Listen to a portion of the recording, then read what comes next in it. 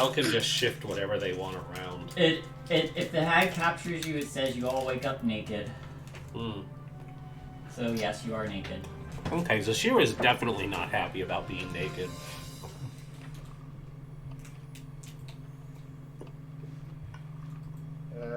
Well, you're in a kitchen. I'm sure there's a tablecloth somewhere. Yeah, they probably... Chell's probably the only one who gets an actual peek at anything because they were trapped in that room together.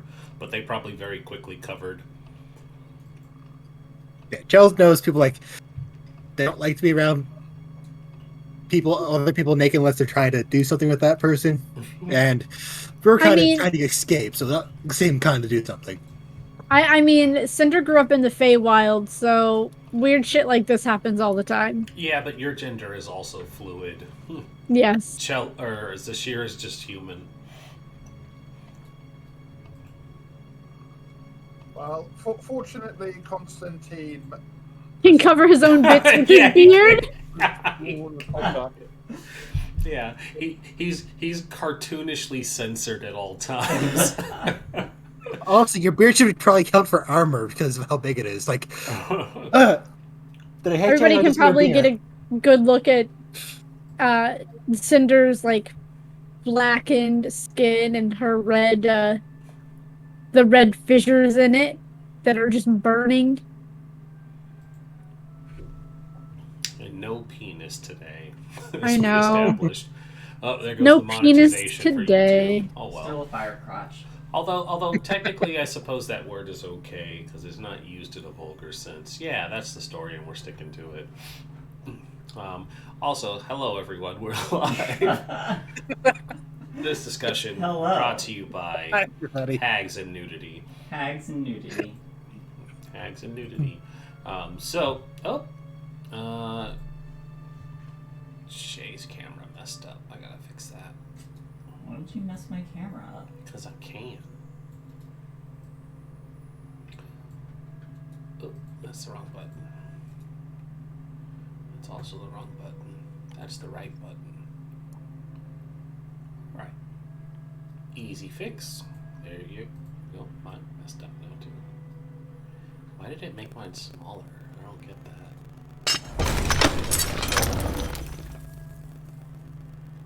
Oh, we're also frozen. Great. I love the Discord tech. You gotta love the tech goblins. Yeah, it's like, one, I don't understand why I need to full screen it for Discord to capture the videos lately, but now, yeah, that's just kind of how it's been for a while. It's just like, if you're not full screening the video capture, it doesn't take it, and it's like, are you sure? But it's annoying. And that's why it'll freeze up, because if it breaks the full screen at any point, it'll just lock up. Anyways, yeah, Shae, go ahead and recap us of the horrors. Hello everyone, and welcome to Wild Beyond the Witchlight. I am the Dungeon Mistress today, and these are my wonderful players. Last we played, you all had engaged in combat with Bathlorn of Blightstraw, one of the three hags that were a part of the Hourglass Coven. Did a significant amount of damage to her, but in the end, we're all knocked unconscious. And a hag being a hag had some nasty plans for everyone. She followed through on her word to remove Zashir's current curse. Is that what we're calling it? Yeah. That monstrosity. That monstrosity. Has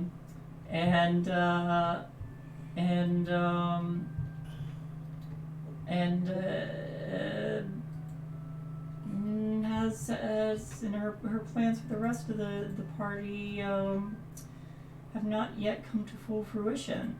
But she's scored by massive amounts of fire from burning alive, surviving it. The Chell and Zashir managed to break free, slaying the Lornley that was watching them before it could escape and warn Beth Lorna. And then Cinder and Kostya both met Fonsa, a satyr who was in a cage with the rest of them.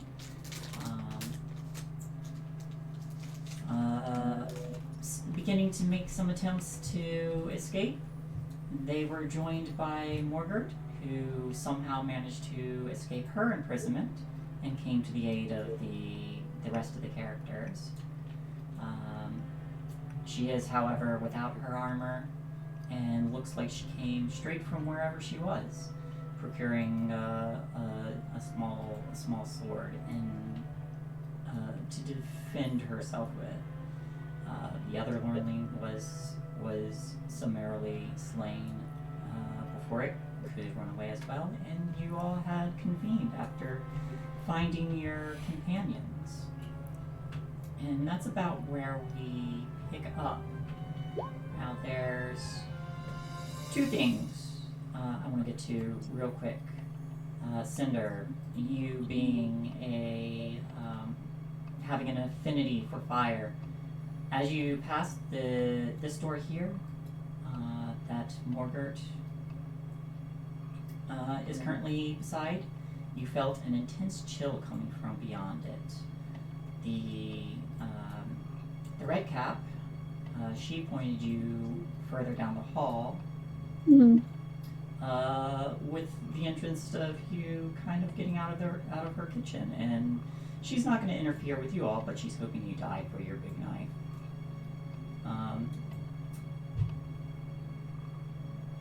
Zashir, you taste something foul in your mouth. That. There's nothing in your mouth, but you taste it. That. Oh, what was the thing's name? Tiny toes? Toady toes? Bloody toes. Okay. Bloody toes. What is back there?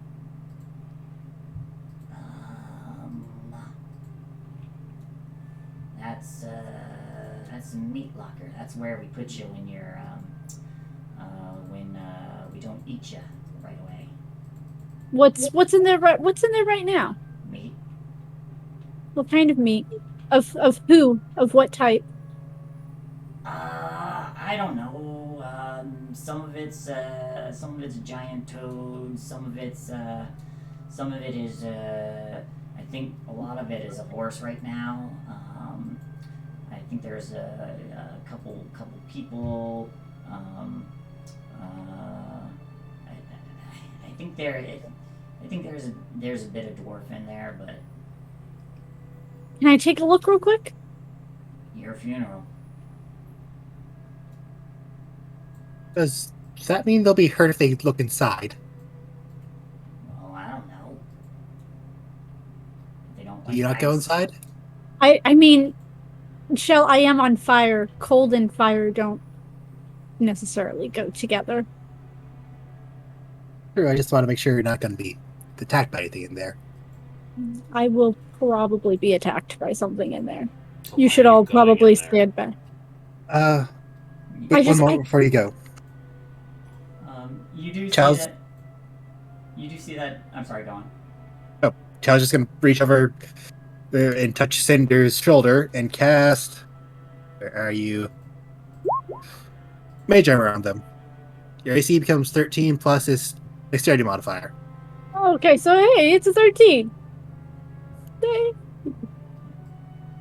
You see Vansel has procured a bloody tablecloth and just kind of like wrapped it around his waist, and he takes a wine glass, but he also seems to be organizing everything as like payment for taking it.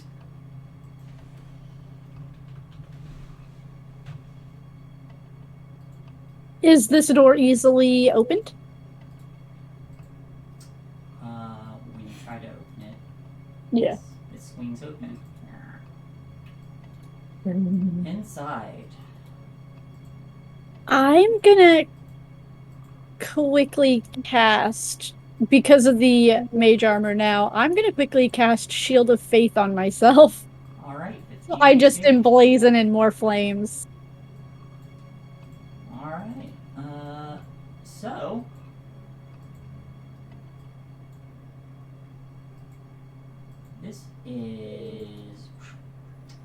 This room is freezing. There are chunks of frozen meat that are dangling from the ceiling on hooks and chains. Along the walls, more meat are stacked in piles on metal racks. There is a small coffer in the center of the room that is just covered in frost. The cold absolutely seems to be radiating from it. From the chest? Yep. Tiny little coffer. Sashir, Mm-hmm. can you watch my back real quick? I'm gonna do something stupid. Oh, sure. Bloody Toast has gone back to ripping apart these buzzards. Yep. I got your back. Is this chest covered in ice, he said? Yes. I don't want to cause damage to it, but could I use Produce Flame just to melt some of the ice?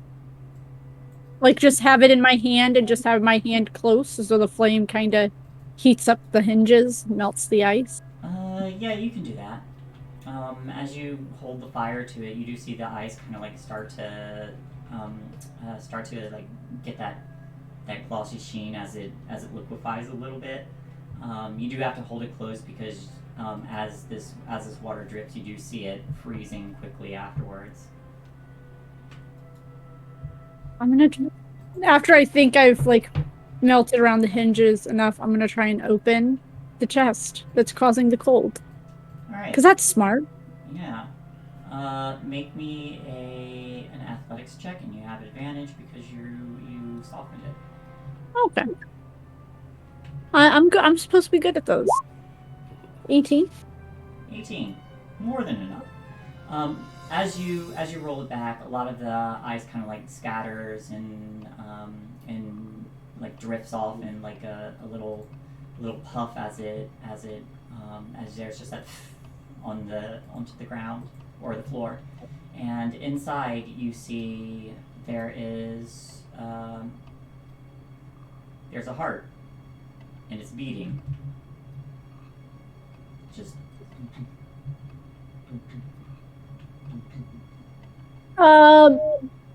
We have. Wait. Wasn't somebody missing a heart? The bard was, yeah. He had it replaced with something. Oh shit, you're right. The sad kid. I think I just found it. Oh, cool. Pocket that. Can someone give me like a bowl or like a container to put this in? Oh, Zashir will look to the red cap. Hey, you got any Tupperware? what you trading for it? The big knife if she dies. I already got a deal there. That's fair. I gave you that. Oh wait, I gave you one of my knives. You want the other knife? Make a persuasive check.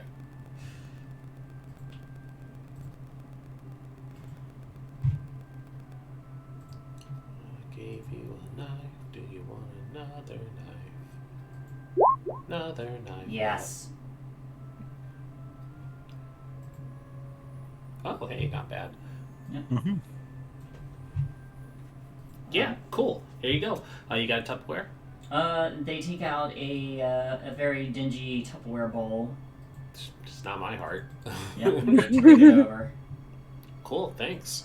And then they go back to cutting out the bugs. Hey, what you doing in there? She just wanted to feel the cool breeze on her naked skin. Deception check. Wait, didn't they say they didn't care? They're not going to interfere with you. That's fair. Deception. Hey! Wow, okay. I do not think they are going to beat that.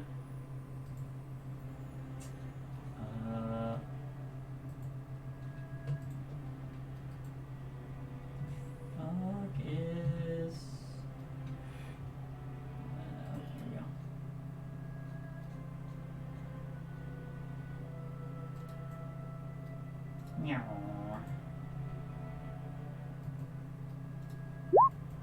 I don't even think they can get you. Oh no, they can.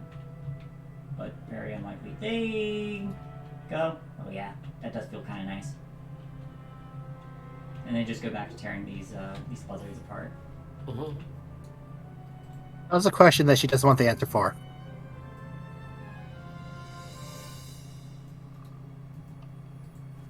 Mostly like, does she cook naked then? Probably. Sometimes I like to wear just the apron. No, well not. Yeah, when Zashir brings the Tupperware, the container in, I'll try and remove the heart from this cold chest. And as you do, Oh. nothing happens. Nothing immediately. But there's still ice around the room, but it hasn't really had a chance to melt yet. But you take the heart and you place it in the Tupperware. It continues to beat.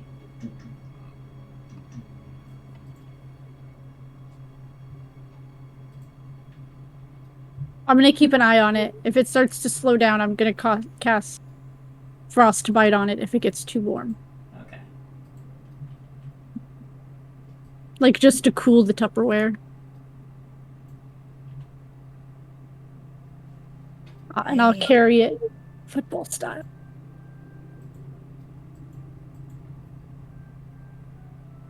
Okay. Well, So we could good exploring now. yeah, we can go up to the attic. I feel much better that we can complete a promise that we made. At least one. Yeah, it's good to have something at least. And look, And, even with the heart, they'll at least be able to appreciate it. Well, maybe reuniting them, the heart, two of them would allow them to swap it around. That's what I mean, though. They'll be able to appreciate it when they have the heart back. Yeah. Oh yes. Cinder's gonna go through the door. She was told where the stairs were.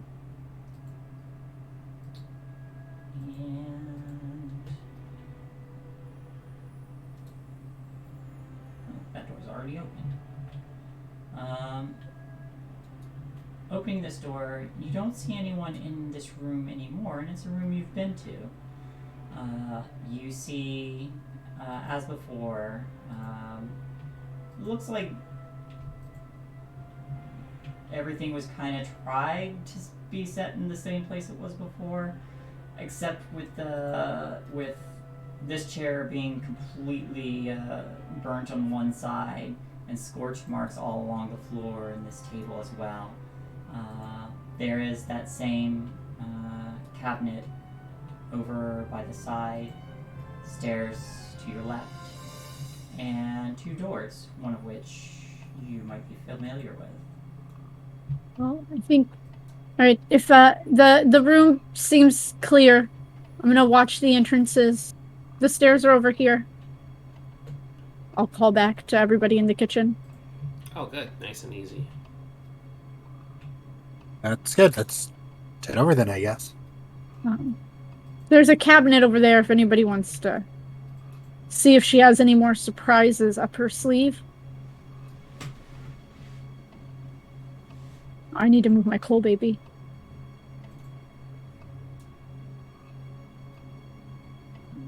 There you go, yeah. Oh, right there. No.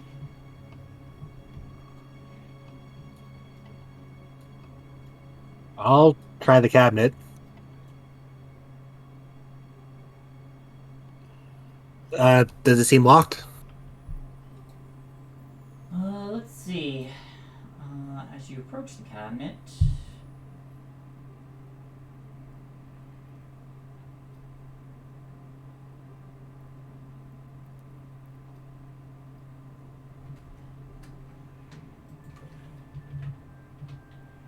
there is a lock right in the middle of the right panel. It's just covered in moss. I also don't have any lockpicks on me. Damn it. We don't have our gear back, right? No. Not Yep. yet. It looks like it's locked. I was just gonna see if it is actually locked or it just has a lock on it. There's a. It is locked. When you do tug it, there's a moment before you start to hear just a very light scratching on the inside. The way around that is to just give it a good pop. But that's gonna be noisy. Let's get our equipment back first. Yeah. It does sound like there's something inside of it, actually, so... With hearing that, Cinder would head up the stairs. Right here.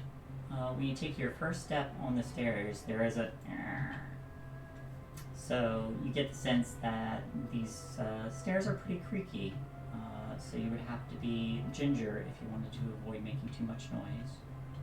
Maybe we should try one at a time. They're really creaky stairs.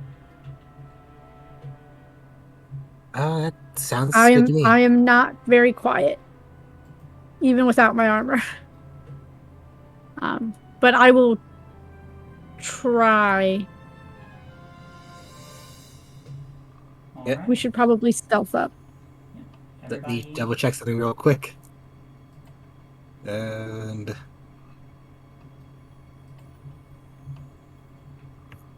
who's gonna go up first? I can cast guidance on people going up.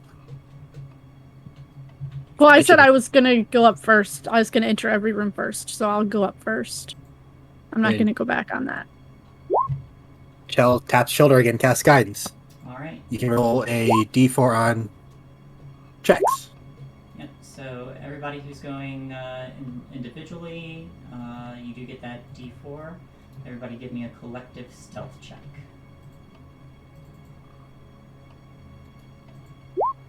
22. Ooh, Zashir. And if you're adding that d4 to everybody, everyone make sure to add it. Yeah, to everybody, and... Do we each roll a d4, or is that just cumulative? If you're going one at a time, then yes. Oh no. So then mine would be 24. it's not gonna matter, but I'm doing it anyways.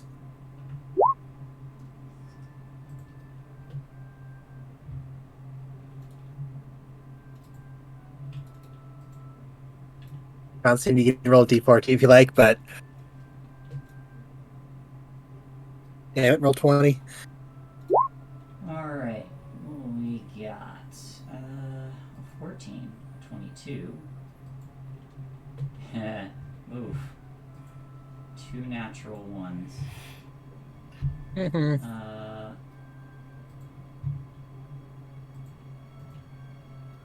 6 and a...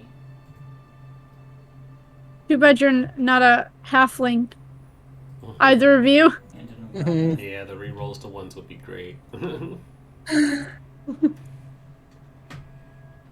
If only I was a divination wizard. If only. Okay. So here's what I'm going to do. I'm going to move you all up to the next room. You do all manage to get up there, but the camera's just kind of like going to shift scenes for a minute, and we see Babylon Blightstraw, just the burn marks still across her body, and she's in a different room, just kind of like setting down plates as if she's getting ready for a meal, and then there's just that very subtle. She pauses for a minute, and one eye kind of like shifts around, and there's a moment that passes before she pulls down the robe a little bit, and some of those bubbles on the back kind of like burst, and a couple more Lornlanes come out. the smaller versions of her, and she just gestures. Go see what that was.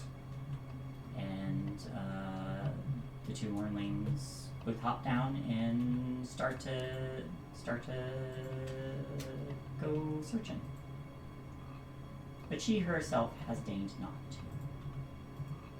Alright, give me just a moment. Oh, you know what?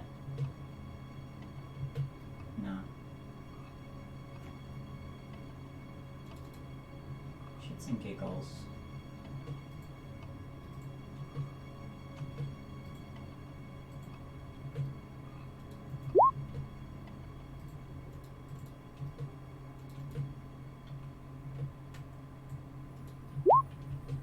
Okay. So that cancels out.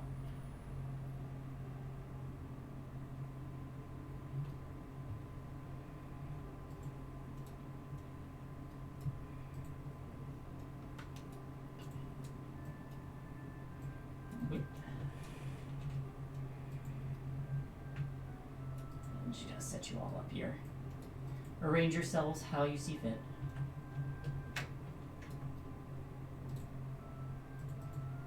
I don't know. I would probably come up the stairs on this side. Yep. So,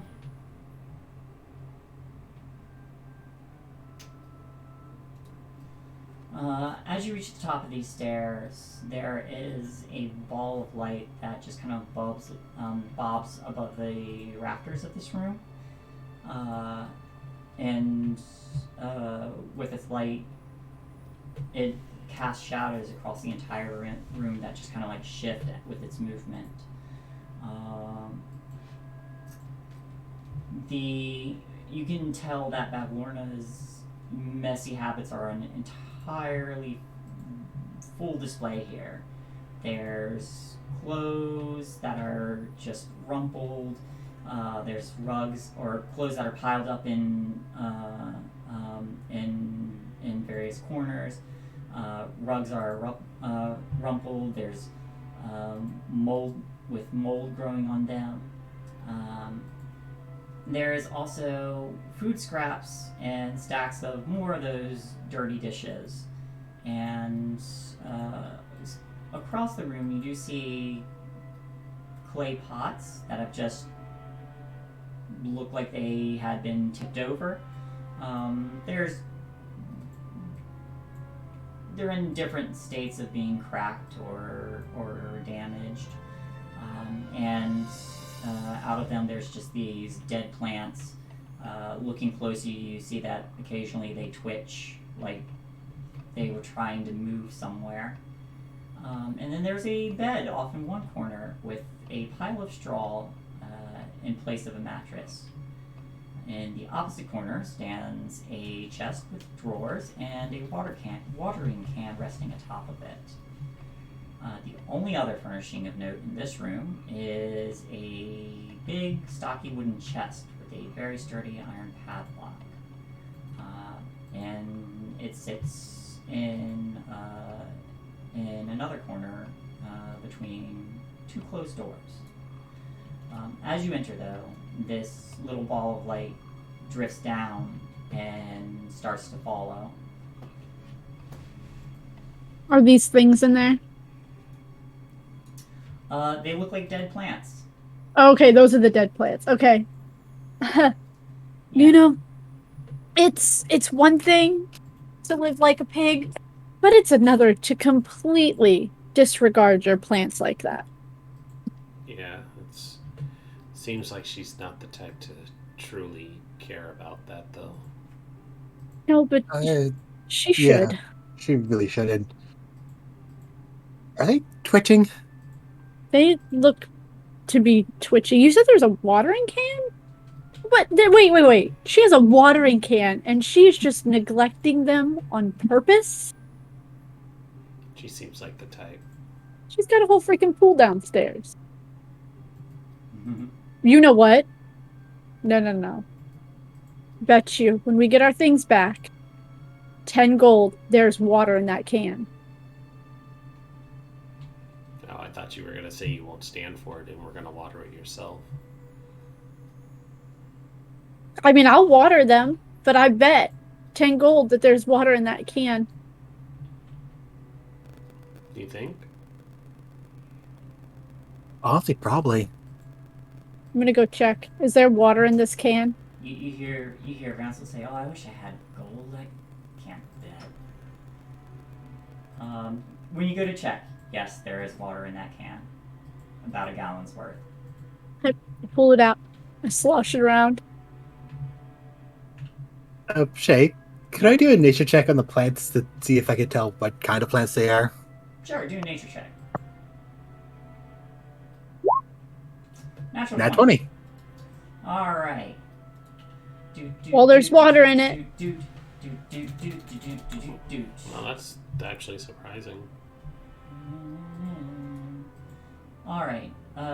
These plants, if it will ever open for me, I just want to read it.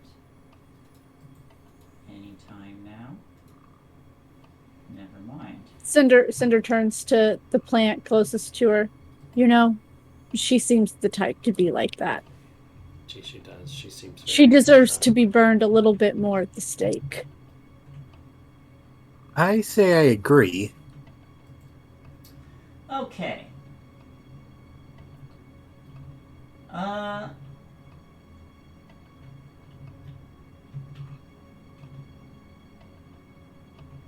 So these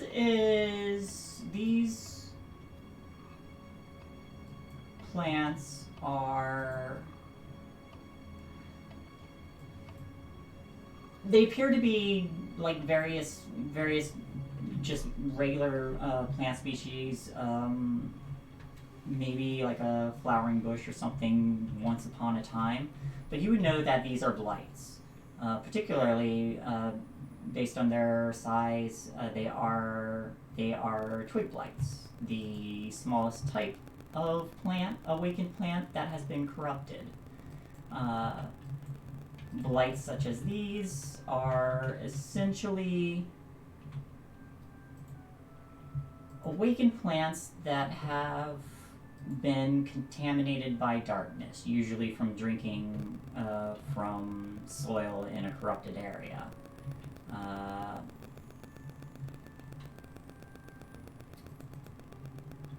These ones look completely shriveled and struggling. They can usually be manipulated by evil entities, but on your understanding of them, yes, they were once plants that have been awakened, that have been corrupted by growing up in a corrupted area.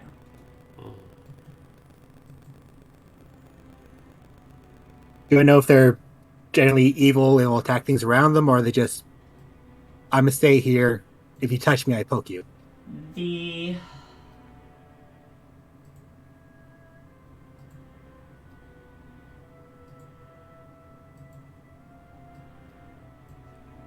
They are considered. They're considered to be evil in the sense that they would spread this corruption and tend to be pretty savage. However, that being said, you don't know about these ones in particular. So, I think these are blights, like that big tree that nearly murdered us. I think these are smaller things like that. Yeah, they probably came from the tree. Maybe. They very well might have come from the tree. Stefan, you're muted. I was just going to say, Constantine is therefore looking around for even smaller pixies. You don't see any pixies. So, what are you saying? as you pick up the watering can, at first when you pass, because you're a fire person, you see just like the faintest like twitch of terror, as if someone who had no strength to flee tried to move away from Cinder, but once you picked up the watering can, some of the twitching kind of like paused and started like reaching out toward her. Cinder's gonna water it. So are you saying that these things could be dangerous as she's pouring water on one? Yeah. As you They water, could, yes. As you water one, the branches kind of start to lift in that direction, and it straightens up a bit more as if regaining strength. And you just hear a little clattering as the branches kind of like shake and clatter against each other. But as it lifts, you see a lot of the branches kind of like twist and form into a little face, and it just kind of like stares up.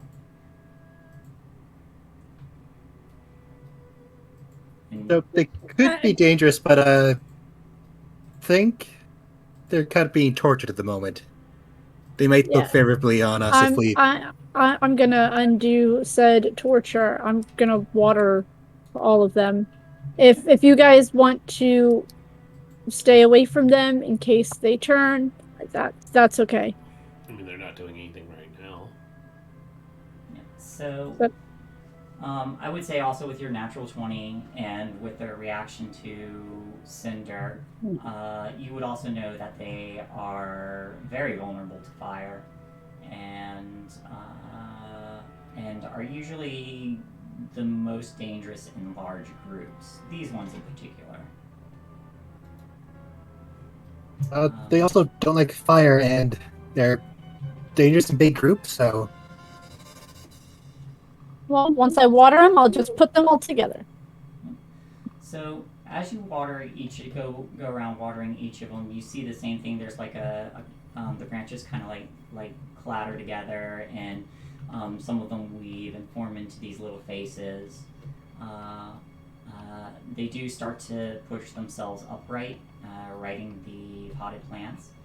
And as you look at them, you get the sense that they tried to crawl towards the watering can and never made it.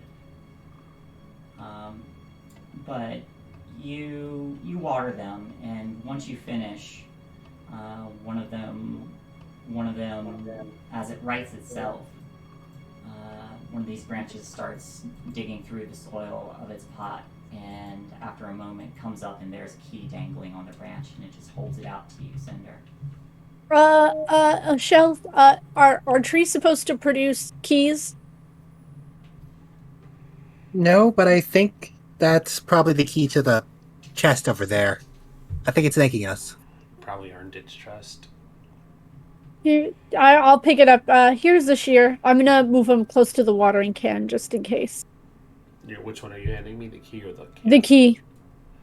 I guess I'll try it. And then I'll move them over, put the can back where it was.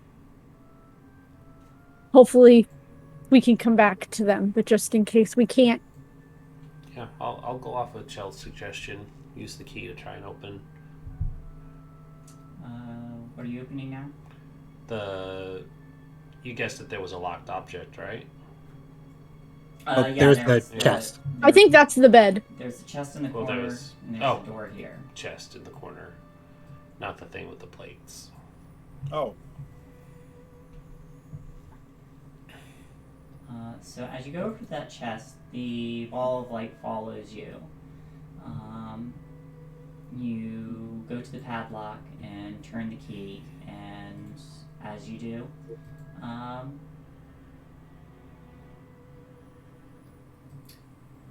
there's a click. It comes undone, and you are able to open the chest. Okay.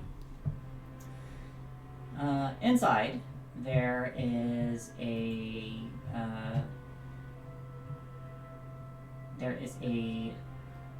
12-inch tall marionette that has two faces on opposite sides of its head. One has the face of the moon, and the other has the face of the sun. This marionette is worth 25 gold. There's also an unpunched ticket from the Witchlight Carnival. The ticket is signed Isolde. And there are 3 spell scrolls tied together with a lute string.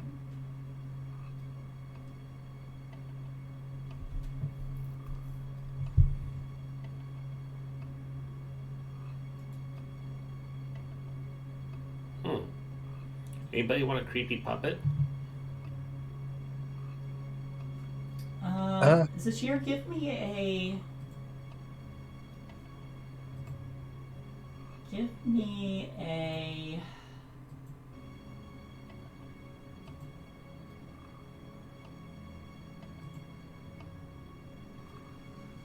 me either a,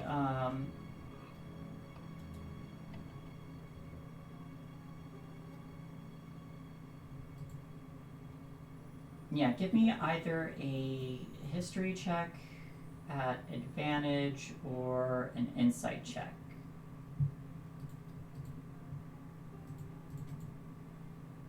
Also an advantage? Sure. Okay, then I'll do insight. Well, it's a 9. My good rolls are at an end, y'all. Something seems vaguely familiar about that marionette. Something seems vaguely familiar about this marionette. Anybody know anything about this creepy marionette? I can take a look at it and see if I can tell anything about it. Yeah, suss it out for some details. You don't recognize it.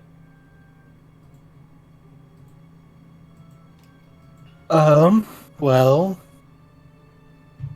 it has 2 faces. It has 2 faces. That is true. And does the workmanship look good quality or bad quality? Looks like it's pretty good quality.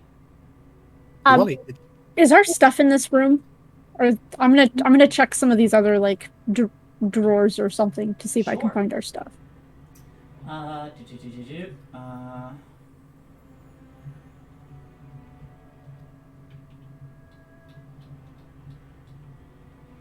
Inside the drawers, there are folded dresses and other garments. It doesn't look like any of them were made for Bavlorna, but they smell like her and they look like they've been tailored and adjusted to fit her. Ooh. Yeah. I want to feel pretty. Alright, well our stuff's not in here. How's it going with that puppet? It's familiar, but I don't know what the fuck it is. I can't say I've ever seen anything like it before. Does it look familiar to me? No. Well, I mean, Zashir, if you have a minor connection to it, maybe you should hold on to it for now until we figure it out. I feel like I should keep it, at least for now. Good idea. Like he said, it might tell us something. I'm gonna go in this door. If someone wants to keep an eye on the stairs. You go up to the door, and as you do, there you find that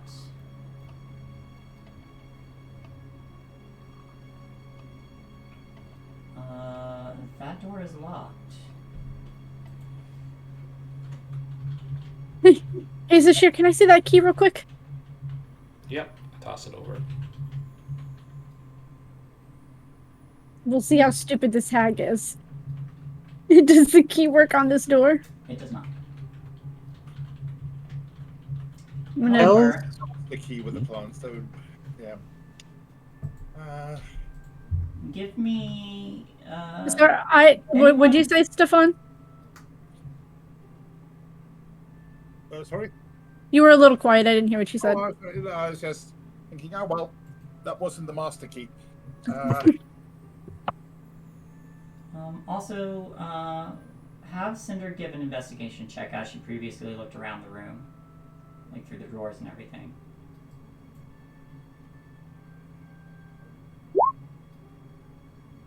Okay. 4.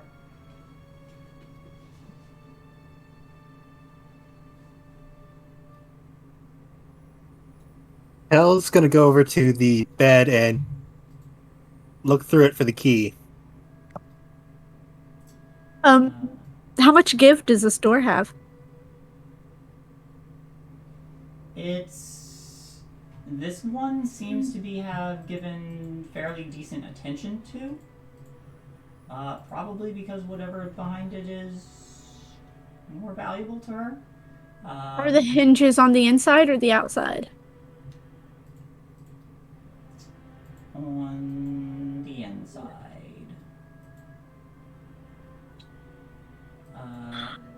Chell, give me an investigation check. Investigation. Yes. 10 with that 25 on the other side. 10. You don't find anything. Hey, Constantine is probably rummaging through the dishes on the bedside table, going, "Nope, that's not a key." Smash on the floor. "Nope, that's not a key." Smash on the floor. Hey! Stop! Roll me an investigation check. Lincoln, I'm talking to this twig blight, this blighted plant. How do I get in the store? That follows. 7. You don't find anything.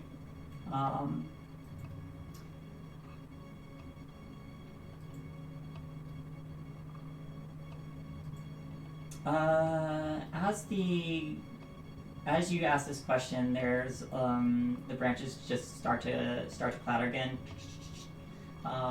You get the sense that these probably don't really speak, even if they can understand you.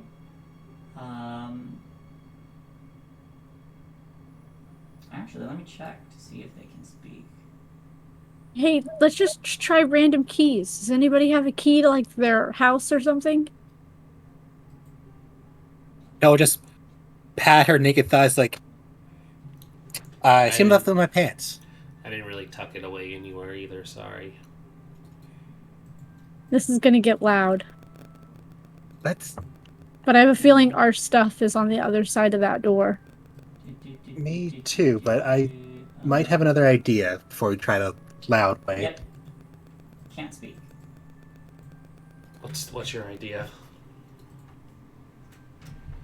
So, is there anything like knitting needles around? Or forks, or maybe food knives? Make an investigation check. Can I give myself guidance first? Yes. Investigate. Then the D4. 13. Yeah, you can find like little needles and stuff.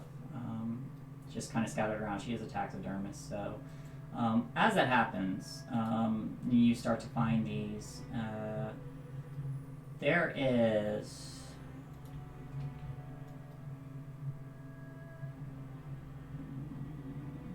How long does mage armor last? 8 hours. Okay.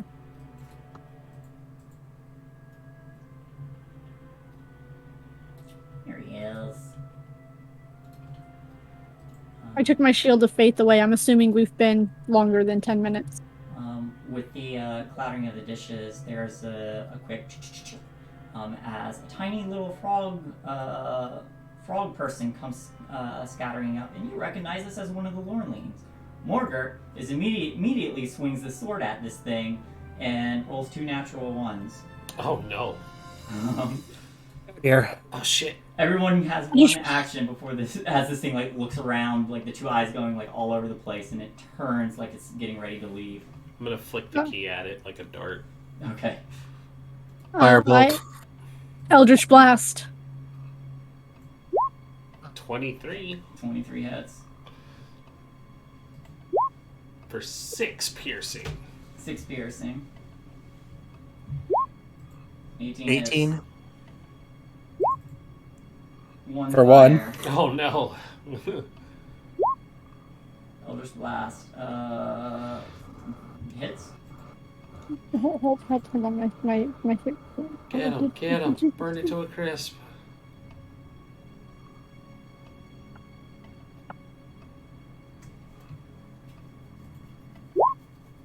Eight. Okay.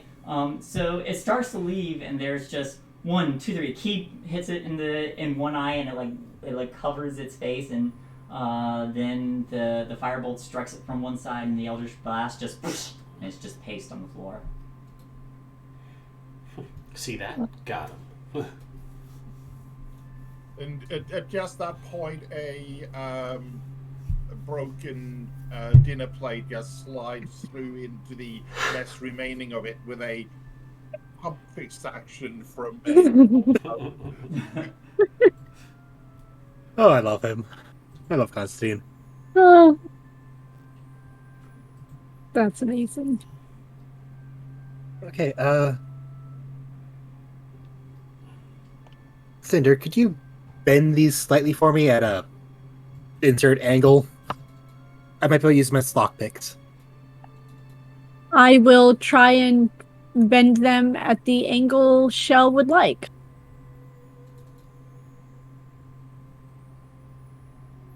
I'm assuming athletics. I'll let you do that. Easy enough. Yeah, 16. You're able to bend them into a shape that Shell wants. Like this? That's perfect, thank you. I'd like to try to lockpick the door. I will allow you, because this is so creative. Make a thieves' tool check. Hide yourself. 30. Hide yourself and your shame. 7.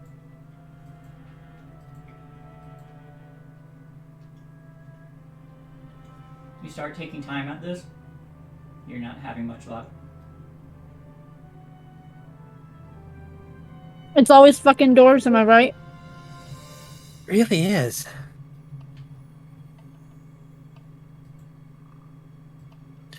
Is there a mat in front of the store? No. No.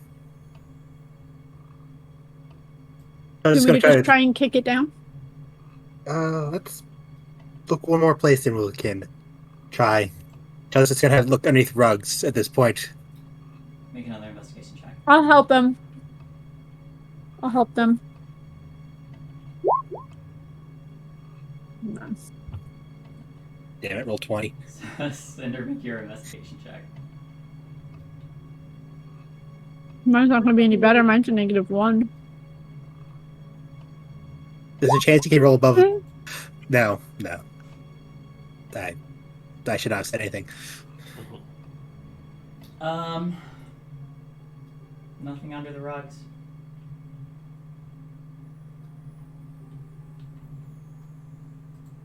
You hear Vansel say, "Oh, are we looking for things?" And we start looking for things. Just for shits We're and giggles. trying to find a key for the store. You find Yes. nothing. He rolled a 5. Should I just break it down? At this point, yes. All right.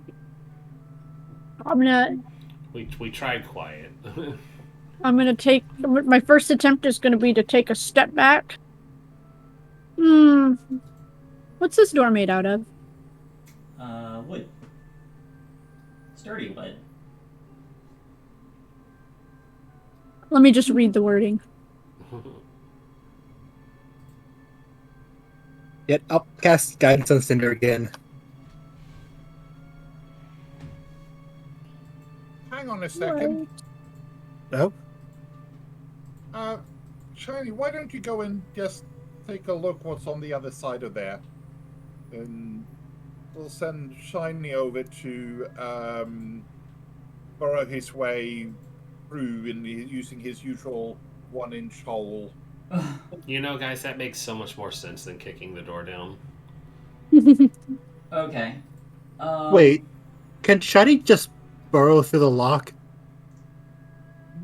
Not the lock, probably, but it depends how things are arranged. But metal is wood, stone. Yeah, he can do that. Metal's which much, yeah. Have Shiny give me a stealth check. I was just gonna set it on fire, but produce flame doesn't set things on fire. It's fire, you can do it. 17. Alright, give me just a moment.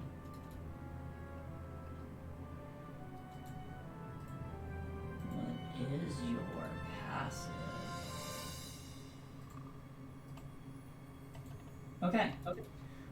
So you see Shiny start to raise the tiny pickaxe before pausing, and then just wedging it into little one of the little cracks, and then just starts to slowly split it. Are you using their ability, or are you just letting them do this? I'm using Tunneler, so that allows it to move through solid rock at a speed of 5 foot, leaving a 6-inch diameter tunnel in its wake. So I'm hoping that this wood isn't, well, even if the wood was petrified, it would still be counted as solid rock. So I'm hoping that's sort of... Interestingly enough, wood tends to be a little harder to break because it absorbs moisture. It just means it yields more. But I like this idea. It sounds fun, and yes, I imagine a little pickaxe can damage wood just fine. So he starts to peel away at this slowly. It does take a little bit. During this time,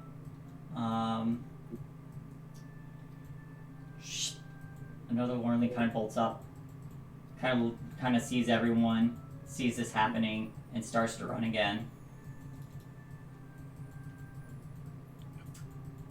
Everybody gets one action.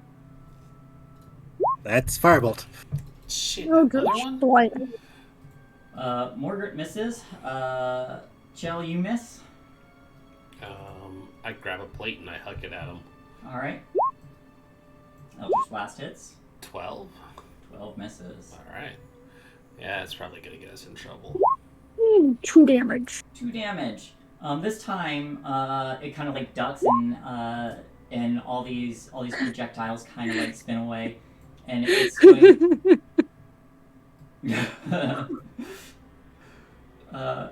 Costa, you run up to it and swing and tumble. Not so much an unarmed strike, more just a proxy for another flung piece of cutlery. Okay. But it starts to run. Morgert will take 1 attack of opportunity since they're right next to it. With a natural 20. Nice. We need to speed this up. There'll be more. And I'm going to move right here to keep an eye on those stairs.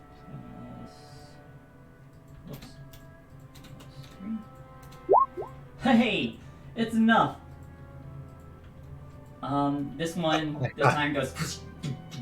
Do you think she's starting to figure it out that they're not coming back? She will eventually if we hurry. I'm going to keep an eye on the stairs for now. Let's just get through that door as fast as we can. Yeah. Yep.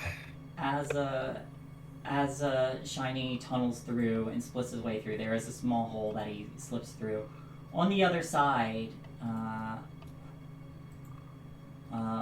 I'm going to tell you what Shiny sees in a moment, but the camera switches again, and we see Babylorna walking downstairs into the room with the pool, and she opens the taxidermy room, sees her dead Lornling, kind of growls a little bit as she walks up, picks it up, and her mouth splits open, and she tosses it in her mouth and starts to chew and swallows. And then the eyes kind of shift around. She turns and walks out. I'm sure that's fine. Yeah. Vansel, can you do me a favor and move the twig lights to the far corner, please? This one right up here? Mhm. I can do that. Yeah, Go, that'll be perfect. I guys. just don't want to set them on fire.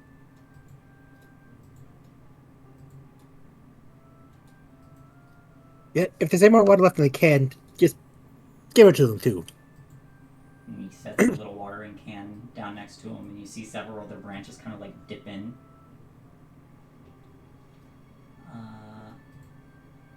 But he does that. Inside this room here, Shiny sees a couple of things. This room is very musty, and it looks like a miser's attic. There's heaps of discarded blankets, quilts, cushions, clothing of all shapes and sizes, and musical instruments, toys, dolls, jewelry boxes, flower vases, child-sized caskets, and broken furniture. But among these heaps of junk are a few oddities. There is a stag skull hanging on one wall, a white porcelain jar with chicken eggs standing on a table, or chicken legs standing on a table. I'm sorry. There is a fancy helmet placed on the faceless head of a wooden mannequin, and a 5-foot bronze statue giant frog squatting in the corner. This, with its mouth agape and filled with an impenetrable darkness. There is a weak croaking sound that calls to attention a tiny, shriveled figure laying on the floor. It is another wormling that looks like it was bleeding out, and the eyes kind of like look up at Shiny before it just goes and dies. There is also the bags of everyone's things off to the side. It doesn't look like it's been siphoned through completely yet, but one of the cloths that you used for the basilisk flag has been unwrapped. Ooh. Shiny will just turn around and have a look up at the door. What appears to be the locking mechanism? Is it an actual lock, or is it somebody's just put a wooden bar behind it, as it were? What are we dealing with? It is a lock. Okay.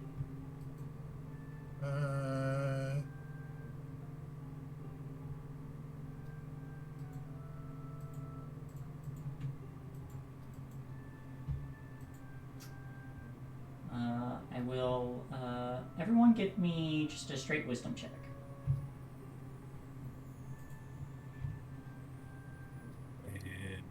Wisdom. 8. 22. 4. We're sure about wisdom, right? Yep. Unfortunately, yes. 2. Alright, this year, At least we're all even. you pause for a moment and you think, and you recall Telemy Hill, the sentient moving hill, and the awakened trees that offered you or that told you that a key might be useful, Yeah. that you received from Jingle Jangle.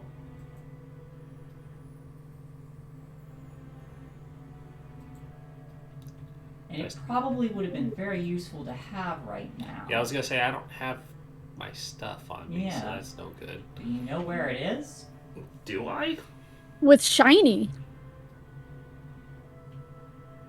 Is it? Yep, Shiny got through the door, and Shiny's through the door. they stole all our stuff. Oh. Constantine will go, oh goody, Shiny's find all our stuff. Well, most of it. Most of it. Well, there's a key that the trees gave us that might be able to help here. I have this feeling. Well, if Shiny gets it, then they should be able to open the door for us. Shiny, find the key. I'm gonna the heart that's still in the container. Mm-hmm. I'm gonna take it over to the. This is gonna be a bad idea, but I'm gonna take it over to the Twig Blights and tell them keep this safe, and I'll keep you safe, and I'll put it in one of their pots. Okay. You do so. But the branches go. But yeah, okay. Shiny looks for the key. Easy enough. You probably know where it's stored, and brings it right out. Yeah, and if he can get it through the hole, he'll take it out through the hole. Otherwise, he'll have to climb up and try, open the lock from the inside, as it were. A little bit more tricky, but yeah, it's probably quicker to bring it out, and he can do so just fine. okay.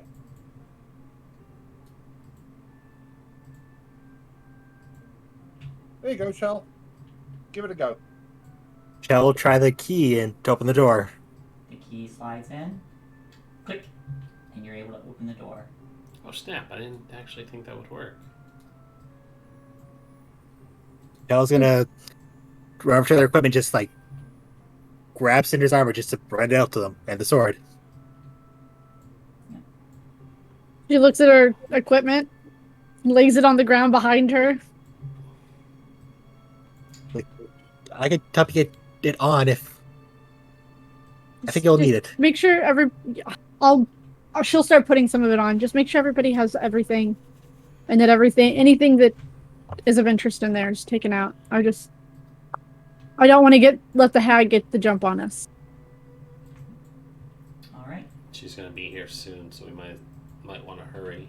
Yep. Speaking Yeah, of, Constantine is definitely going weapons first, armor second, as it were, on the basis that the armor will take a little while to put on.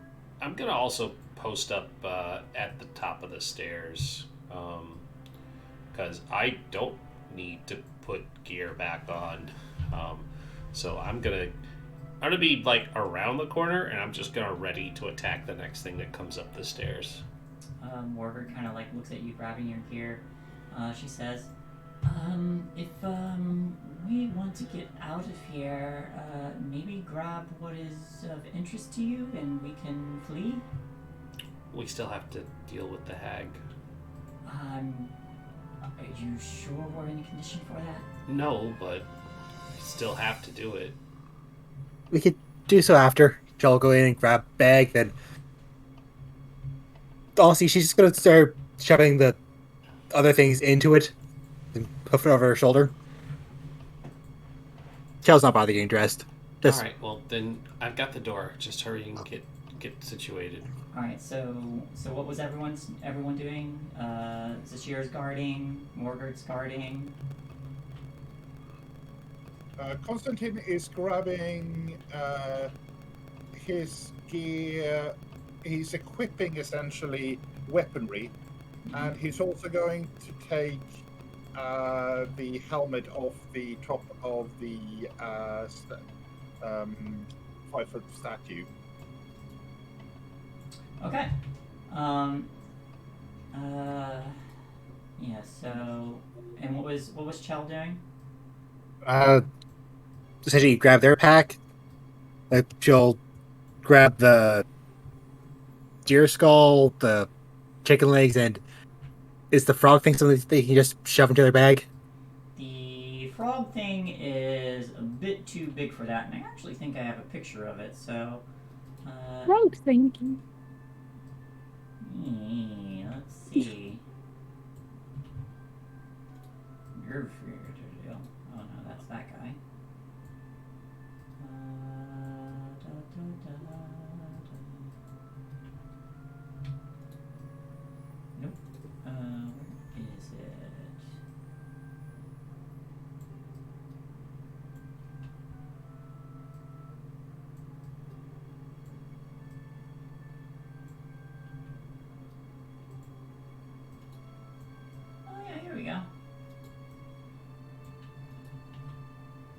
That's about Oh, how big cool. a frog statue is. Ooh. Dang. But you grab the deer skull. What was the other stuff I said was there? The stag skull, the porcelain jar with the chicken legs. And as you reach for the helm and lift it up,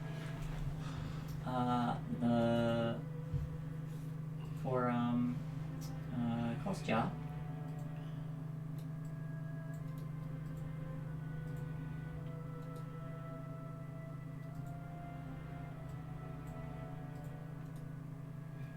The mannequin it was on, like, shifts and its like blank head looks down to you, or acts as if it looks down to you, and it reaches out and tries to snatch the helmet back.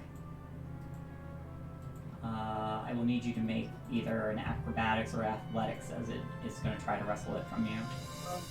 We'll give acrobatics a go. Feels like more hits Bellywick. While they're doing that, 14. Cinder is gonna say to Zashir, if anything goes down, I'll cover your guys' escape. Just get the heart and get it to the sad man. I don't remember his name. Look, if we're wouldn't be quick, but I recommend if we do need to make an escape, and that's a pretty good chance, there is, I recommend stealing one of the swamp gas balloons. That's something we can do.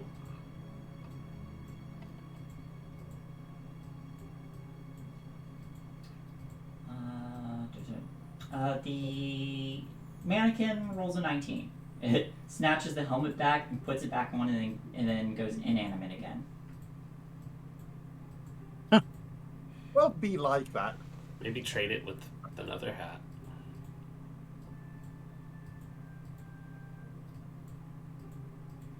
But it's my hat. I was just making a suggestion since it didn't want to give up its hat.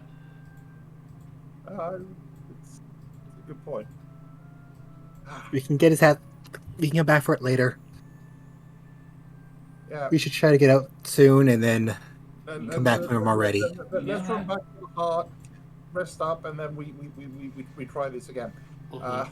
We can get the hat later. We can get that helmet later.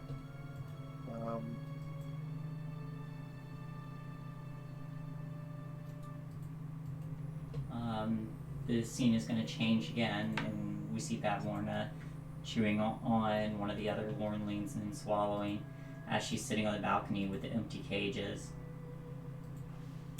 And she turns and just says, "Margaret." And then she runs inside. Speaking of which, Chell's going to hand the +1 dagger / small person longsword to Mordred. Like, this should probably do you better than the rusty sword there. Oh, hey, it's Sir Televar's dagger. Or sword. Yes, consider it a loan for the time being. Okay. Appreciate it. You've had a magical weapon this whole time and you didn't give it to your paladin? But you have a big magical sword. It's not magical, it's just a regular sword. It's just a sword. Well, It's the way you just use it makes it big. seem magical. +1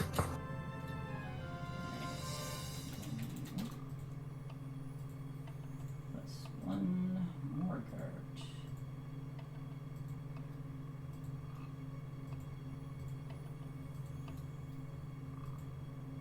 There you go.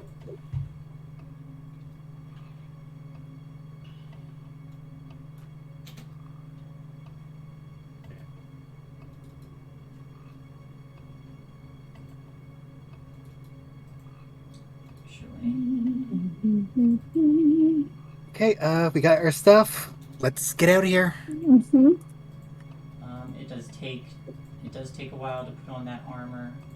Cinder's not putting on her armor. Okay. I mean, yeah, you do have mage armor and stuff, so. Yeah, I have mage armor right now, so I'm not worried about my armor at the moment. All right. You hear angry footsteps storming downstairs. Ah, jeez. We need to go. We need to go fast. Let's go. Mm-hmm. We're leaving. Using the stairs. That's the only way we know. There's windows. There's a door down here. The suggestion was to jump out or steal a balloon. I'm not jumping out a window. Is there another door? Oh. Yeah. Let's run and check the door real quick. No. It's a little balcony. Oh, did we grab the heart before we left? We grabbed the heart already. Okay. The heart's currently in a pot. Yeah, the heart is in the blight tree. That's where I kept it when everybody was messing with the door. We're not leaving it behind. We grabbed it. Yeah. Okay. So you grab everything and you start to head downstairs, and the twig blights, their branches clatter. As you all are heading back downstairs, what is the marching order? I'll go first. All right. I'll go second. Then.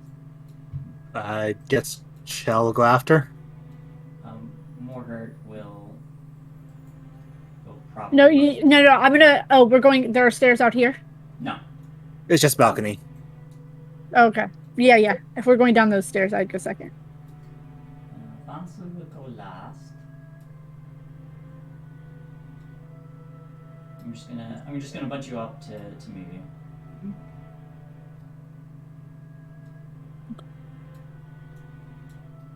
Goodbye, twig friends. Mm-hmm. Bye, trees. Stay safe. They clatter in gratitude. So you all start to move downstairs, and you hear stomping coming from the kitchen and heading towards this door. All right, let's go down the spiral stairs that we came up, which are over this way.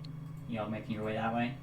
Yeah, but I'm gonna move to be at the back to watch our flank. Morgan's going to join you. Zashir, you should lead the front. I'll watch our flank for the hag. All right. Oops, I moved the coal baby for some reason. Oop, I'll go through. Take the spiral stairs. All right. Everybody place yourselves accordingly, because those footsteps are moving quickly. Shell will be behind us here this year. All right. And I'm moving with Morgert, so like as they're moving, I'm moving.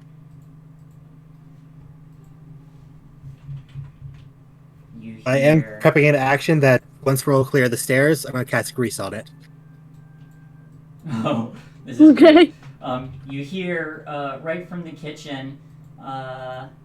You hear, darling, you haven't given me hag spawn yet.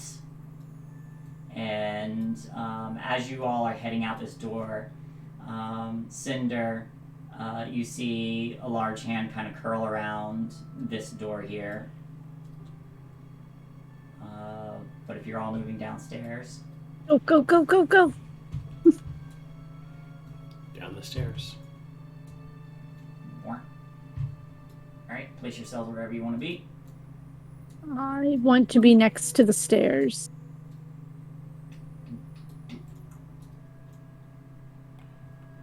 And Chell, you said you were casting something? I'm going to cast grease on the stairs once we're all clear. Ansel was like, I'm just gonna stand back. Or we can all just run out the front door. Yeah, I'm heading for the That's door. not good, too. Yeah. Everybody, head out the front door. All right, I need to make a dexterity save. What is your DC? 14. Huh. Oh man. I'm giving her disadvantage because there's stairs. Thank you. There is a. Morgar, I would not stand in my line of fire. She will back up. And head for the door, my friend. You suddenly hear, fuck! Well, now we might as well finish it. Yeah, so Vansel's kind of like moving, seeing the hatch. He opens it and is gonna drop down. So what is everybody doing? Are you planning to run or fight? You know she's just gonna follow us, right? At this point. Grease doesn't catch fire anymore, does it? No, unfortunately. Nope. But she is prone. Yeah. So. There's gonna be a skill challenge if you want to run, or or rolling initiative if you want to fight. Let's get her. Right. Okay. Like, we're gonna have the jump on her. This would be the time to get her, or she's gonna follow us. I'm okay with that. Because now she knows that we're down here and escaping. I wanna do a. No, I won't have time to do that. Okay. All right. So I guess we'll stay. She falls prone. Do we have a round before initiative starts, or do we just?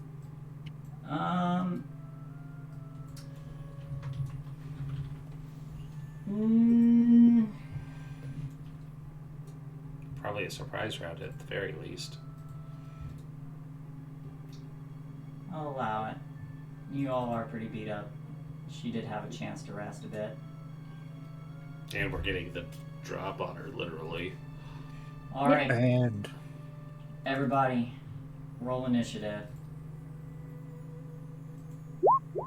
Ah, fantastic. Bavlorna. Ah, yes. Cinder, come Oh, on. Oh. Oh. Oops. Alright. Okay, get that out of the way now. Yeah, that's true. yay, they did good this time.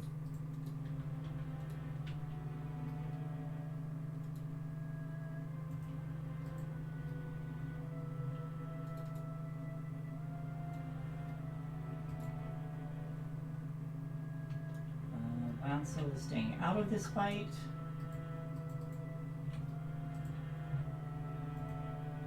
One, two. Who hasn't rolled? Nope.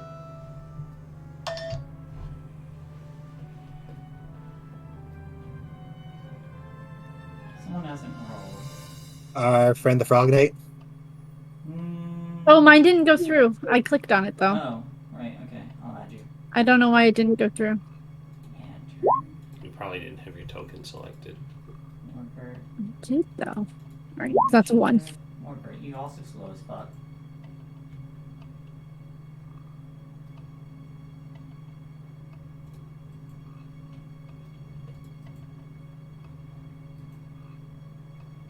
Alright. Bavlorna falls prone, right next to you all.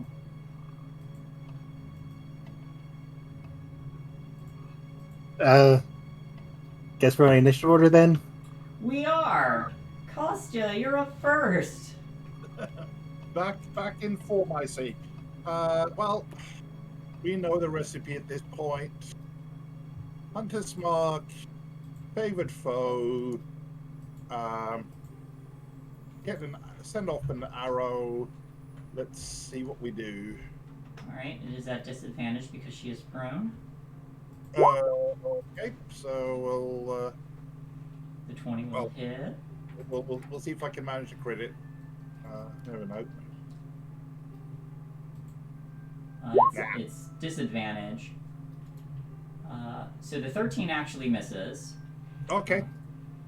So the arrow kind of like flies by as she stumbles down and hits the stairs. And one of the eyes goes whoosh, and stares up at this arrow that has embedded itself. Anything else? Nope. That does cost 17. All right, Chell, what are you doing? Chell's gonna reach into her component pouch, pull out some powder, and she's gonna cast Melf's Acid Arrow. Ooh. Okay. Is it a ranged attack? It is a ranged spell attack, yes. She is prone, so it will be at disadvantage. Come on. 11. 11 will miss. Great. It still does something out of miss, though, I think. No, it's just... Shimmer Green Arrow streaks. On a hit, target takes 44 acid. Immediately 40 2d4 acid on the next turn. On a miss, arrow splashes the target with acid for half as much initial damage and low damage. Okay. All right, roll damage. 2d4. And we only have level 2 spells, so 5 damage. 5 damage. All right. So this acid splashes on her, and she just kind of growls. One of the eyes like turning towards you as well. And Chelsea's gonna yell out, "Spin in a circle counterclockwise. It'll stop her spell casting." You bitches. You stripped us. You're the bitch here. All right. Anything else? That's my turn. Zashir. Zashir is going to come in with the Krampus stick and say, "Consent is important, you witch." It's a 23 hits. It was an extra 2d6. It was a d6. I bumped it up to a d8. Oh, a d6 to a d8. Okay. Wow. So 8 initially. All right. For another 5. 13 total. And then I'm going to spend key point, and I'm going to pop up some more. That's they're still prone, right? Yes. 17 hits. For another 5. And then one more unarmed. 18. 18 hits. For wow, just the low ball damage on here. 70. 23.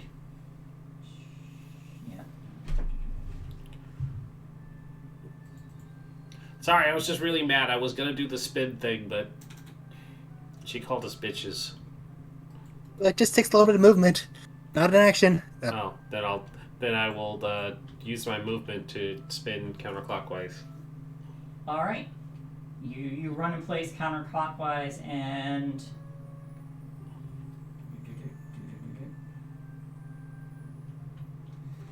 Let's see, where's Shin's allergy?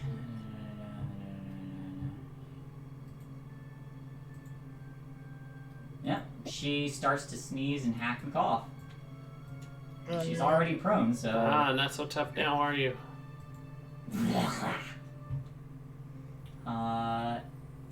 Mortar. Meanwhile, he also needs to make a Dex 11 save. Dexterity 11. At disadvantage because she's prone. I mean, hey. The stairs are lit up in glorious purple. Yeah. Alright, Morgart's gonna make her attacks. She now has an old sword and a +1 dagger, so she is going to make 1, 2, 1, because she's dual wielding. Alright, 19, 18, 20, all hit. So that is...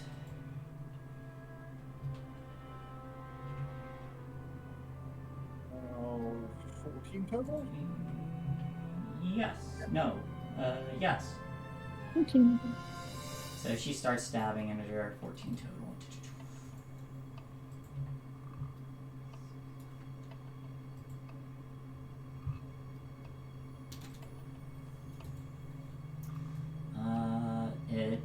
It already looks like this Widdershin's allergy is getting to her.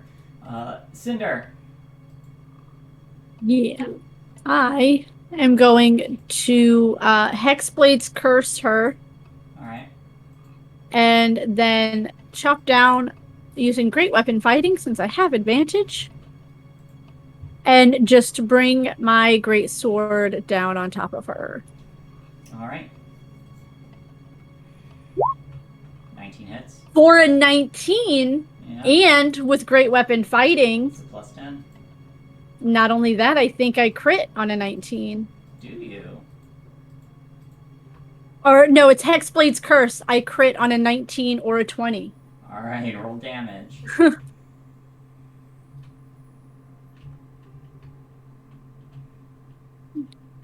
I don't know if it'll roll through here. So that's 15, but that's not doubled. So... Do you want me to just roll 2 more d6? Yeah. Extra 6. 21 damage. Sure. Jeez. Alright. And I think I get to attack her again. Let me just double check my Great Weapon Master. When you hit with a critical hit... No, I used my bonus action to do Hexblades.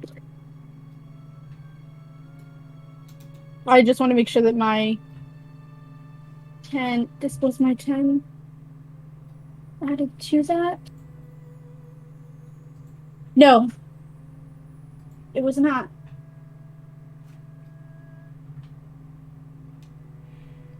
I don't know why that didn't work. So that would actually be an extra 10 because of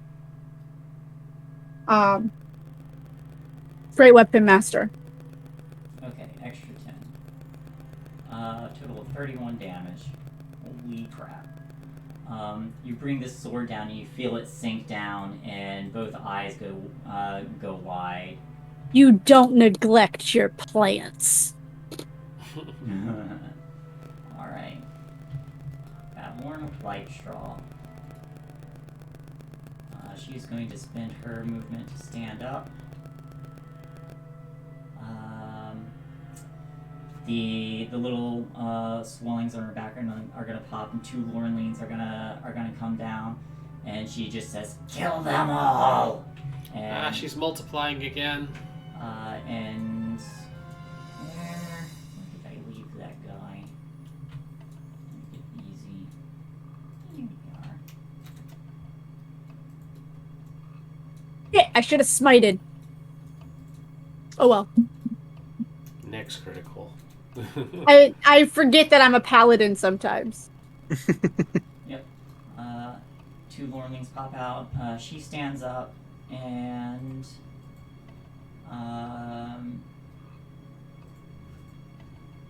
you see everyone sees that the lily pad just kind of like floating in the center stands up on all of the floating in that pool stands up on all these vines and then starts to quickly crawl over to her.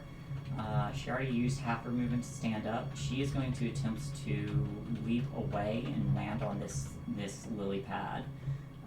So everyone next to her can make an attack of opportunity.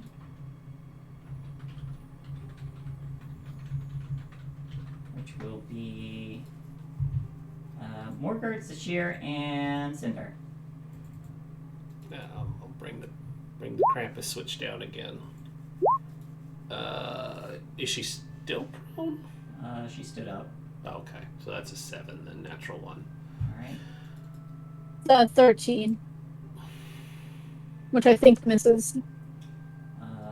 Yep, that will miss. Man, that was some good damage, too. So 5, 10, 15. She only gets to here. She doesn't get far. But you see her You see her just kind of like land on this lily pad, and the lily pad's movement.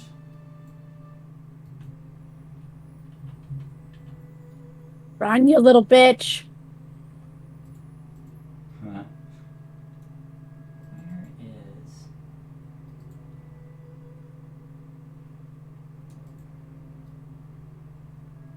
Is it on her sheet? Where is it?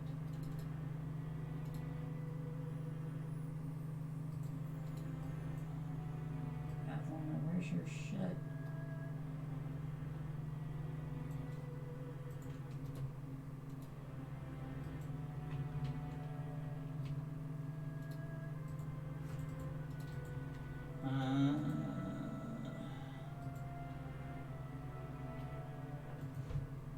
Nope, not here. I know where I can find it.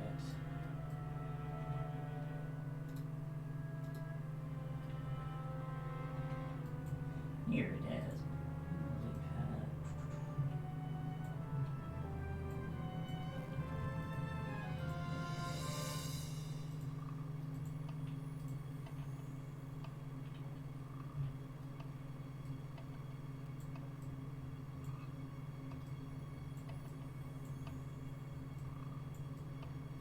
Okay. Alright, so she lands on this lily pad. She's about 10 feet off the ground on it. Lily pad fit 5, 10, 15, 20. So, yeah, that's basically all of its movement. And that's her turn. That's all she's got. Her Lornlings, however, both need to roll initiative.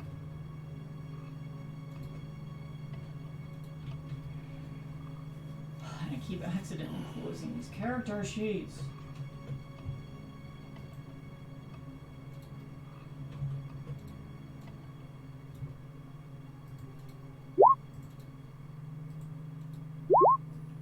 Oh, damn. Oh, damn, indeed. Alright. The Lornlings get to go first. So, Of course they do. yeah. They are. Ugh. Goodness. Ugh. You all are really dangerous. Alright. They're gonna go after the one who did the most damage. They're both gonna take. Well, one of them's gonna take. No, they can't even get advantage. Alright. One of them's gonna go after. One of them's gonna go after Cinder.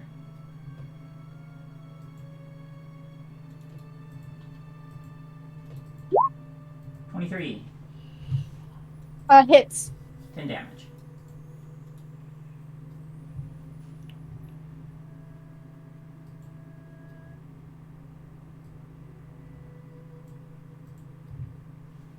Okay. And second attack. 17. Shield misses. Ooh. Okay. One more. 19. Shield still.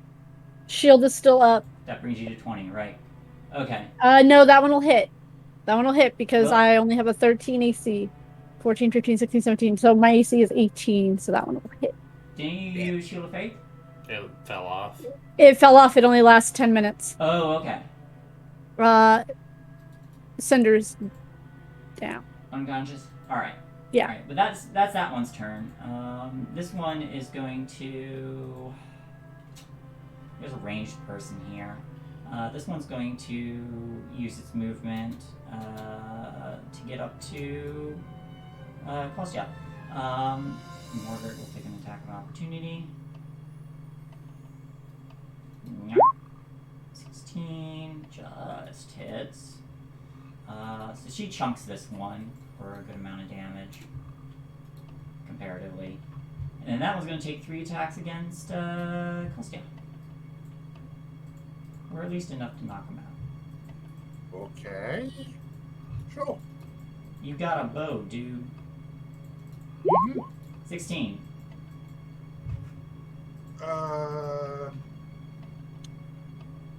Well, given that he hasn't had enough time to actually put his armor on us yet, because we started running straight away, that will hit. You take 8 piercing. Okay. 8.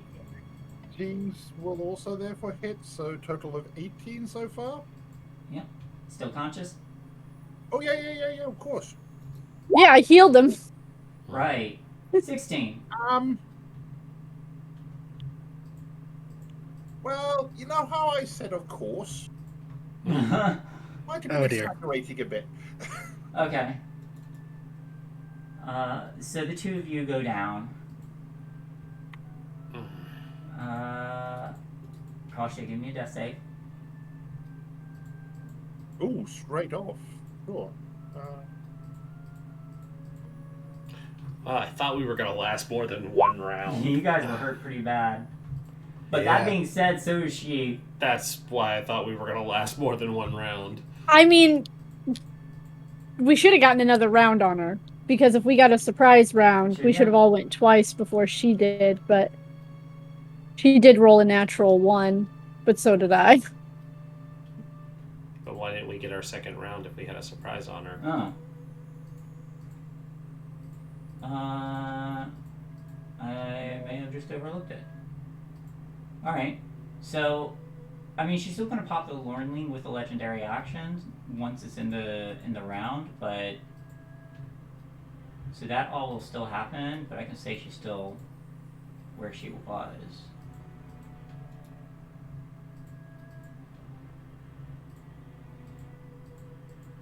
Which would mean she's still prone.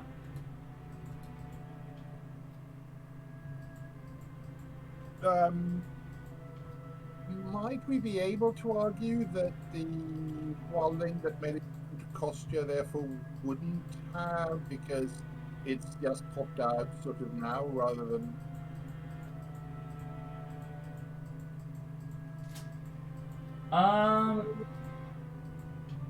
Yeah, well, hang on. Right, because you were at the top of the round before. Yeah. Okay, which will mean this one will still get its round. Alright, we'll rewind that then. Okay. So this one will then instead...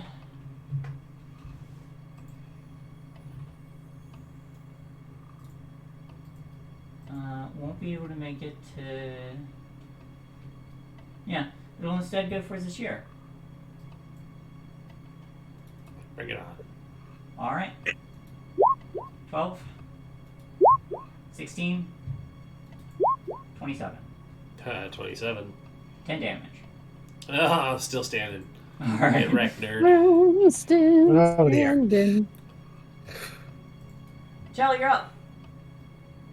Okay, I'm going to cast Scorching Ray. Alright. She's still prone, so make your attacks. I'm going to do... Well, I get 3 rays for that, so one at each floor lane, and then one at her, assuming they both die. Okay. 24. Then... 8 fire damage. That one's still standing. Then... Just barely, but still standing. At the other one... 15. 15 misses. Reg. Then at the one I hit before. 24 hits. For additional 9 damage. Smoked. And I don't have anything I can use for bonus action, unfortunately. Okay. Oh dear.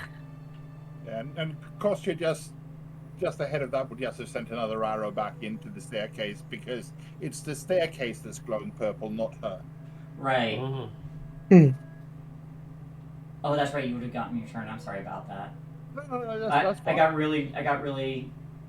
Yeah, no. Mixed With up there. an 11, he's going to miss wildly. So. All right. That brings us around to this year. All right. Still standing. So I will try and close this out. Gonna hit him with the Krampus stick again. You can. 23 hits. 23.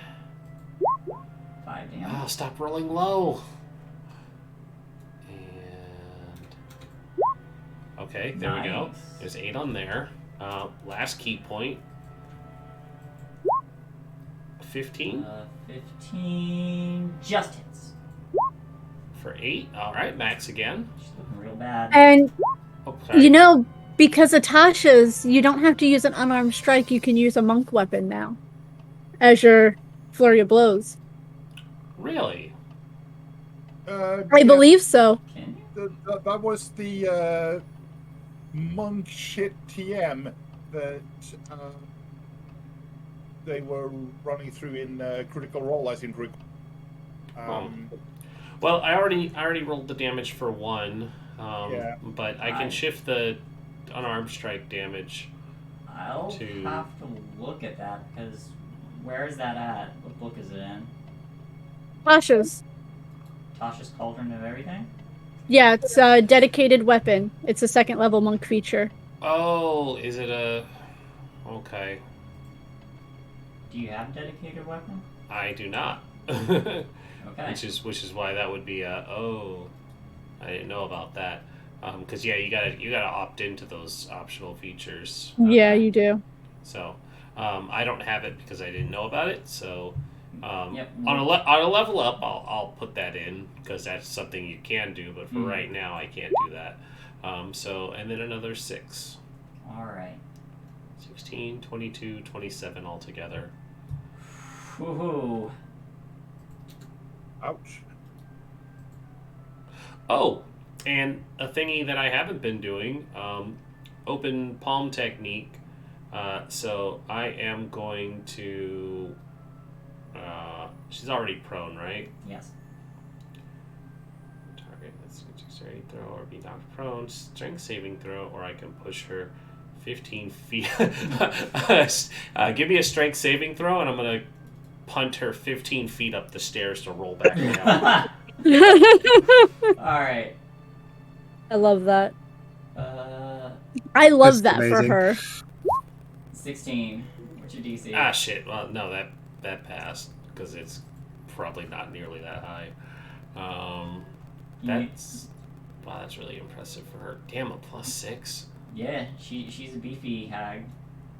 Yeah, I my suspect DC she would was be, based off DC of would the be 14. bigger hags. That's fine. Yeah, my DC would only be 14. Okay. Alright. What's Shiny up to?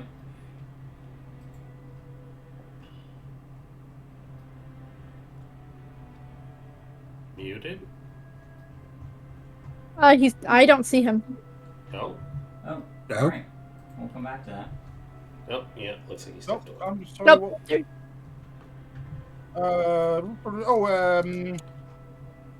Shiny is just gonna move up a little bit, just in case somebody falls. Somebody Within did range. fall. I'm unconscious. Oh, you're unconscious. I am. In which case he'll just move up and do his traditional spare the dying. Alrighty. Cinder, you are stabilized. Mordred. 23. 21. Alright. Single digits, y'all. Let's see if she can land this last one, which I'm pretty sure she will. With the prone. 15. 15 just hits for 1 damage. Oh my gosh. Oh dear. Hey, yeah, I know I'm unconscious, but I still have Breton. Breton's gonna set her on fire. Or try to. He's gonna crawl out of my hair after I've fallen. And just Protect Mama. try and, protect Mama. Alright. For a 27 to hit. A natural Yeah. 20. So For that's 7 fire damage. And she is on fire. You want to know how much health she had? Please 8. tell me it was 1. ha. Oh, So, Oh, Lord. so how is this hag put down? Coal baby set her on fire. Yeah. Cole baby set her on fire. It was like, you don't touch my mama. Yeah. I mean, if Coles could talk. And just like, crawls gingerly out of Cinder's hair and down her body, like tiptoeing not to set anything on fire, and just attacks this hag's face and just attaches itself to her face. Alright, so it lands on her, and you start to hear this ah, ah, as this fire ignites, and Morgert's there, jabbing this dagger and sword into her. Zashir, you're unleashing the Krampus's unholy smite on this evil creature, and it is there's just this ignition of flame as we see everybody just laying into this hag with this setup. She was gonna try to escape, but you manage to do what, 100+ damage in 2 rounds before she gets to do anything. Good. Because we were scared. It would have been more. Hold on, I just want to see how much. I would have done 23 more damage in that first round if I would have remembered to smite. and then this Lornline stabs Zashir for an 18. Ah, fuck! Now I'm down. And then it's going to Just like gets me right in the ankle. Yeah. Fucker. And then it's gonna stab at Mortar.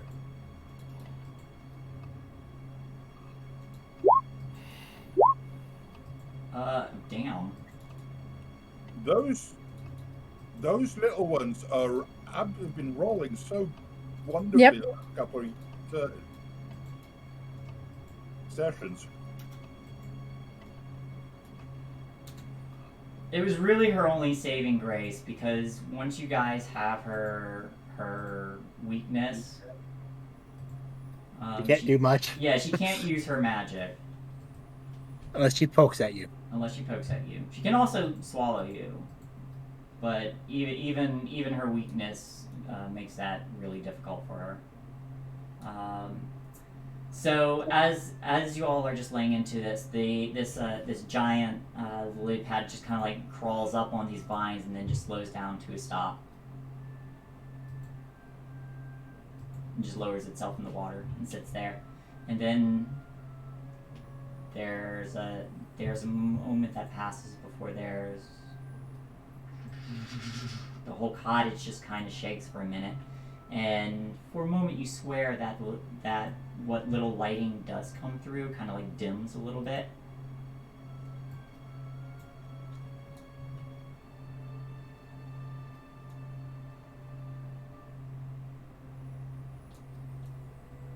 A moment passes. Wait, we still have a thing. We're still in combat, hon. Oh yes. Well, that's the Lornling's turn. Kostya. That one's dead. Who's going to turn and fire at the remaining nasty. Let's see if I can actually hit anything for revenge. Alright. Oh, maybe 18. 18 hits. Okay, well, since it's the first time he can bonus action shift the hunter's mark, and then add the call it a favorite foe. So, and then I need to roll the longbow damage for 14. You So overkill it. I've foe in there already, so Yep. 13, 16, call it. Yep, this arrow flies straight through it and pins it to the wall. Chell, you see sitting next to this thing, not even paying attention to the arrow that pinned this tiny lordling to the wall next to it. That guy, just smiling at you. I don't think Chell cares at the moment. Their main concern is trying to get over to Zahir to stabilize. That's true. There's going to be a full round, and Shiny can stabilize just fine, so... Yeah. I'm not going to keep you in the turn order because of this. Okay. And that didn't die. Alright. But Morgard kind of like stares down at the body, kind of a bit wide-eyed, and goes... Kind of like pokes the body. It's still on fire. Yep. She pokes it. There's like little flames like, licking up it. I want to put the body out so I can search it. We can burn it afterwards. She actually dead. She's actually Yes, she is. Yep, it is a literal trash fire. Brenton will crawl off the hag when Shell comes over and crawl back up. Cinder's naked unconscious body, and curl up in her hair again. Okay.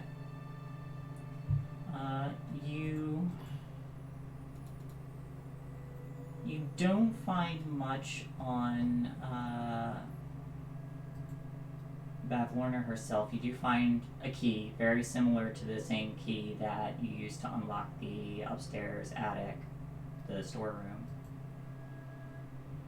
Her component pouch with like a skewered toad on it and a couple other things, but nothing of any significant value was kept on her person besides what she needed for her magic and the keys to her various rooms.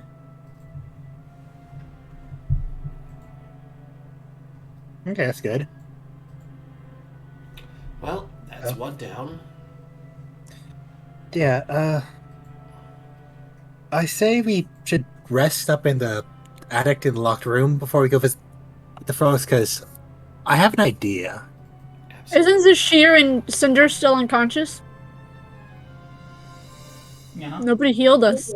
Oh, we're just stabilized? Okay, well then, Mhm. never mind. I didn't see shit. Mhm. Then I don't have anything to heal you with currently. Yeah, drag us upstairs and let us recover.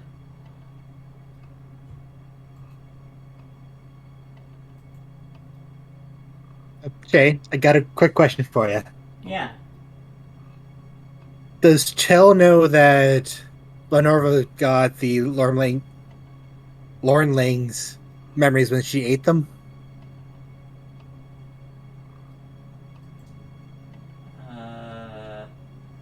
How would she know that? Okay, so that was just above knowledge that we had. Okay. Yeah. Because I don't remember if our attempted friend mentioned that or not, so I don't think he did. I don't think so. I don't think so. I don't think anybody mentioned it. I want to take one of her eyes. Okay. Give me a survival check. I'm going to cast guidance on myself first and then try. 15. 19. 19. You are able to carve out one of her bulbous eyes. And I don't think I have any empty. Oh shit, I just realized she had that basilisk. Oh, we got it back, didn't we? We got our equipment. Yeah, but that was Yeah, taken. you haven't checked checked everything. I just realized that that's what it was. Yeah, I'm gonna essentially empty one of her pouches and kind of shove her eye in that. Okay. Because I have a plan for that. It's gross.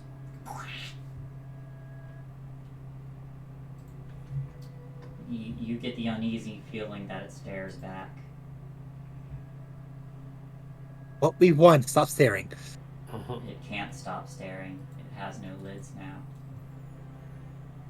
That's fair. Cinch up the bag, then get our friends to the attic and lock the door. Okay. I'm just gonna move you all together again. Can we move the lights in front of the door on the outside to say, please don't let anybody in? You want to put them on guard duty? Yep, pour water on them for payment.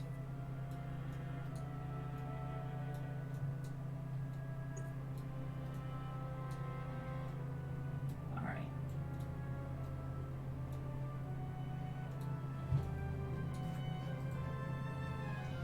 Okie dokie.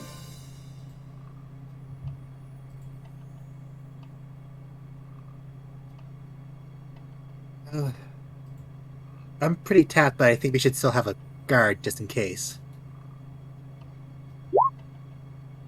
This light Cinder's kind of gonna- like drifts along. Cinder's gonna be out for 3 hours. This light just kind of like drifts around in a circle, and sensing it is no longer bound, it just leaves. It's been escaped. I really should have seen what that light was before, but time was of the essence.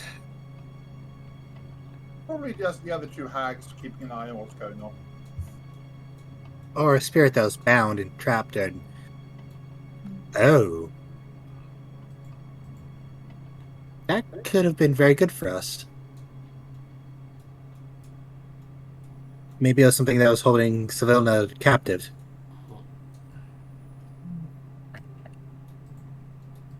Well,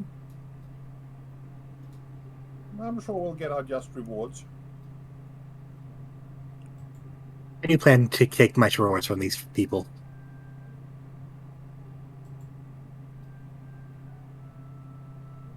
Go start a long rest.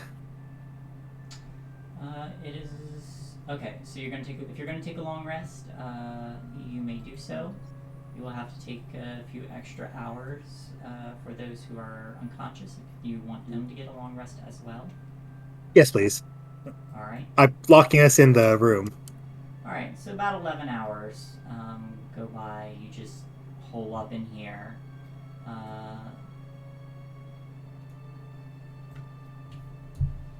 Nothing disturbs you. You all are able to gain the benefits of a long rest. There's no hag that's stalking you anymore. At least not right now. So you all may heal up.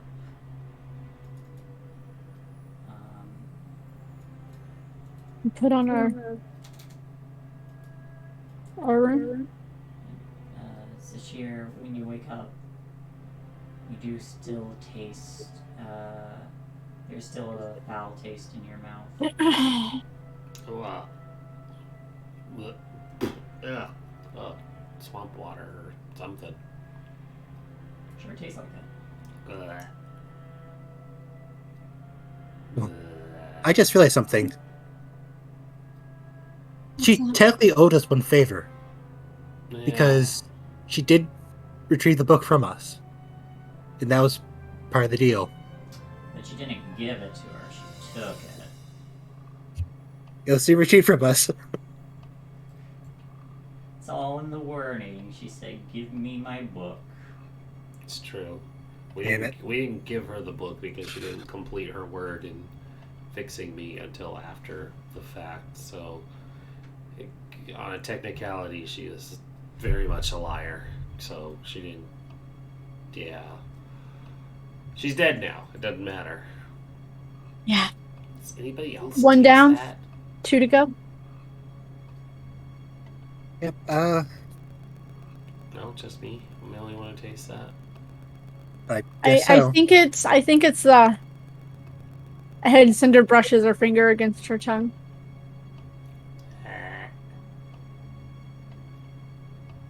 I was just gonna reach into one of her Capote pouches, just hand off a wad of mint.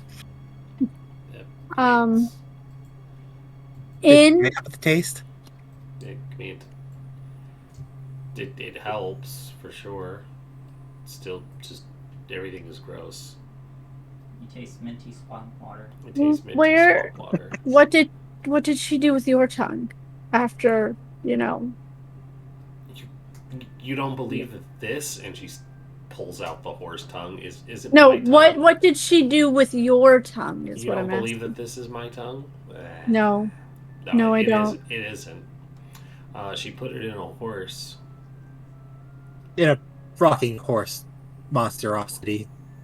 Remember the headless But- taxidermy? She put it in there and it came to life. It wanted to die. I gave it the sweet release of death. But she didn't take your tongue back? That's why you taste swamp water. That's probably why I taste swamp water. Well, let's go get your tongue back. I don't really want to put you in the water. I don't know what'll happen. You might burn out. In maybe 3 moments. I want to see what Charles going to point to the frog statue thing. That does. Then at the helmet with the mannequin and that. Okay. And I have a plan to. With the rest of the bullywugs. Okay, I'm gonna go commune with my tree blight.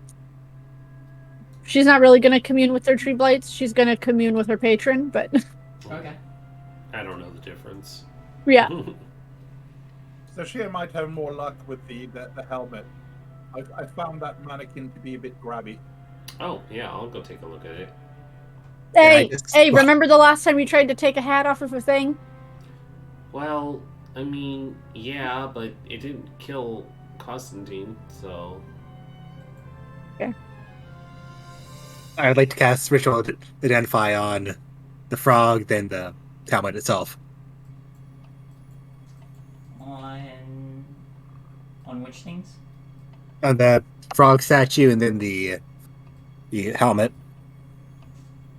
Are you taking the helmet off to identify or leaving it on to identify it? I'm gonna leave it on. Okay. I think Identify would be hard with nope, give that back. Nope, give.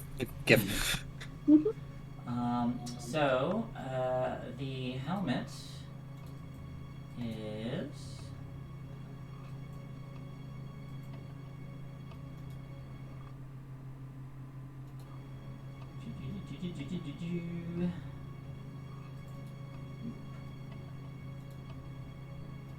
Oop. The helm of telepathy. Oh. Dang. The frog statue, you cast this magic and you get a sense of conjuration. It is essentially, it's the same concept as a bag of holding. It's an extra dimensional space. El's gonna So take a it's deep not breath, fear of annihilation. reach in. You reach in, and as your hand slides in, you feel just muck and mud, and it is cold. And you also feel stuff kind of wriggling against your arm. Grab and pull.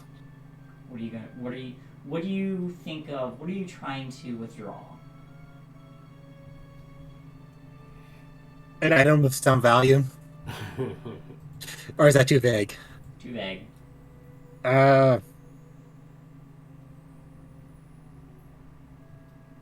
Spell book. Spell book. Roll me a d100. And D100 is 21. Okay.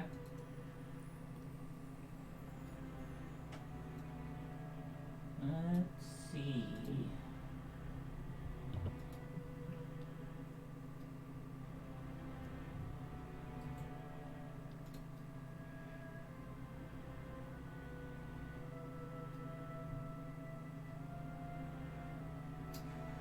Alright, you will be able to find, your hands kind of like fish around for a moment before the magic of this extra dimensional space, thinking of a spell book. You feel bindings, and you're able to pull something out.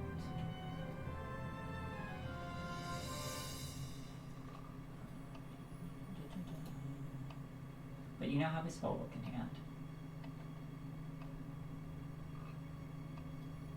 The frog is kind of like a bag of holding. I have no idea what's inside of it, but you guys can try reaching in and thinking of something, and if it's in there, you should be able to get it out. Why don't you just upend it? I would say with your identify, the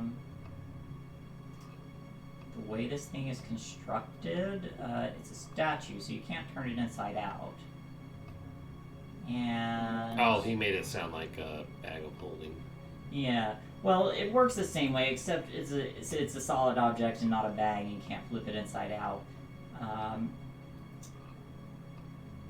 And if you theoretically destroy a bag of holding, whatever's inside it gets sucked elsewhere. No, I didn't want to destroy it. Now, what we need to do is to carry it around with us so that we can then throw a bag of holding into it, thereby exploding that part of existence around the next big bad. Yeah, I was gonna say, what if we have Kashya tie a portable hold to an arrow and fire it into it? There we go. Not sure the blast radius, but I think things die. Or gets transported to another realm. Or both. I've both, yes. tried to take out dragons that way before now. Now, as a player, I'm thinking, yes, if only Kostya knew what the phrase "deck of many things" meant. Fortunately, he doesn't. Listen, if we had the deck of many things, I would draw several cards. All at once.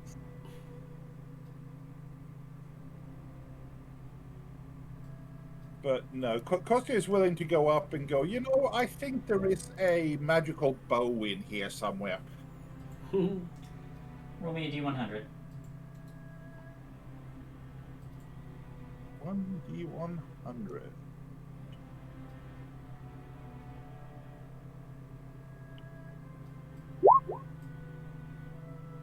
$95. You don't grab any magical bow. You got two. Grab these short arms. It's further back. Alright, well, I'm going to reach in and say, there's probably a deck of many things in here. Oh dear. Roll me a D100.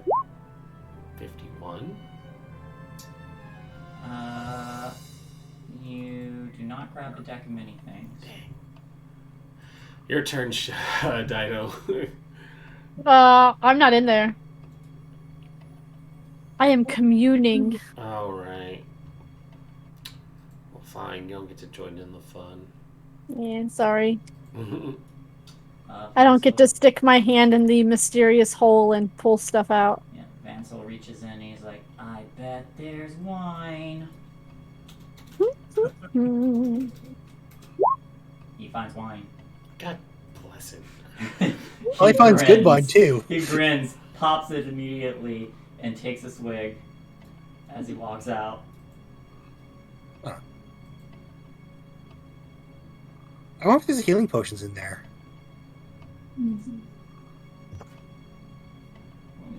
Oh, before I forget, that helmet is a helmet of telepathy. Neat. No idea what's mannequin. I put the helmet on, and then I start invading Cinder's mind. as you lift the helmet off the mannequin, it reaches out to try and snatch it back. I smack its hand. Make me a athletics check. Smack. I don't have his sheet pulled up. Oh. Oh my god. Hang on. Let me check its modifier. No. Just zero modifier. Let this bad slapstick work. He's mine.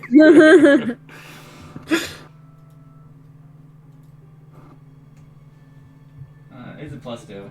Motherfucker. Of course it is. You By smack what? it, it smacks your hand and grabs it and puts it back on and goes inanimate again. Take it again. You take it off, it reaches out to grab it again. Smack it again. Alright. If it's a 15. It's a 7 this time. This time you wrench it out of its hand. What do you do now? Put the helmet on. You put the helmet on, it reaches for the helmet on your I head. take a step back. It chases you. It chases me? Yes. I come running out and down the stairs. It's trying to kill me! You're a monk, so you're faster than it, but it is going to be chasing you. Yep, I'm running. It will perpetually chase you as long as you have that helmet. I'm gonna lead it to a balcony and then I'm gonna kick it over the side. Just make an athletics check. Oh my goodness.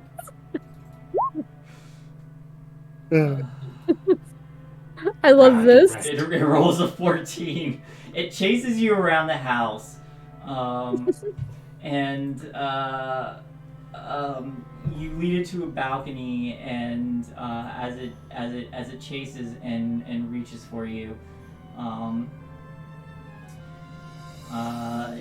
it's gonna make a dexterity grab to try and snag the helmet on its way over the edge. It's a 7. It fails. So you knock it over, and this mannequin falls over the side, and there's just a swoosh in the water below.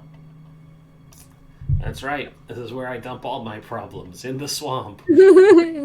Yeah, like your own tongue. Yep.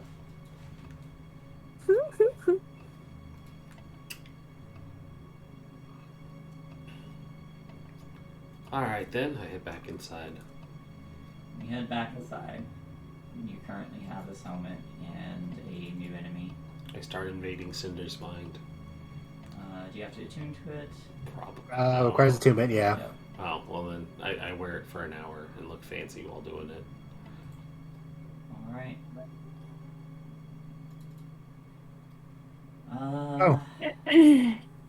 Cinder, Yeah. what are you doing to commune? She's probably got her sword in front of her, laying on her lap. She's sitting cross-legged. And she probably at this point would have taken the heart back and is focusing on it and the sword and just the magic of the Feywild around her. To just get that little bit of connection with the Summer Queen, for just a little bit of guidance, because she retrieved the heart, but she doesn't know how to give it back or get Zashir's tongue back in Zashir's mouth, and mostly to let her know that they were able to get rid of a hag. Okay, so there is a spell specifically for this. Mine got it. Yeah. However, you did just kill a hag, and that means it's easier for your patron to reach out to you. Go ahead and give me a charisma check. Straight charisma? Straight charisma. I'm theoretically good at charisma. 10. You start to feel, you feel the Summer Queen's presence, definitely. it's comforting and easier to connect with her. But you are able, you're not able to get any direct answer to your questions, but you start to feel the essence of her own thoughts, and the singular word that comes to mind is magic.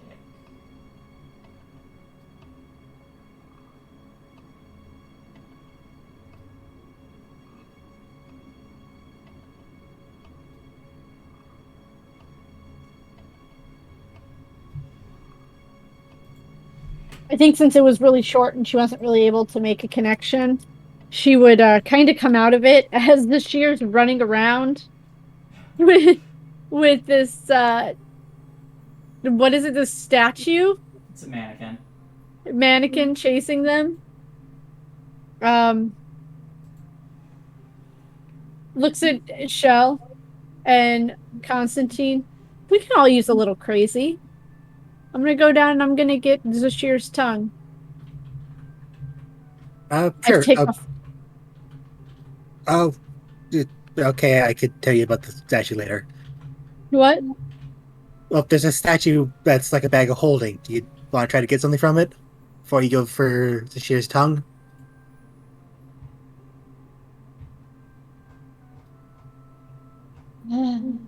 Maybe we come back to. I don't know what I would want. My patron gives me what I need. But I can try, I guess. Is there anything you want? I got a spell book, but I'm honestly not too sure. Well, I will give it a try. What about you, Uncle Constantine? What would you like?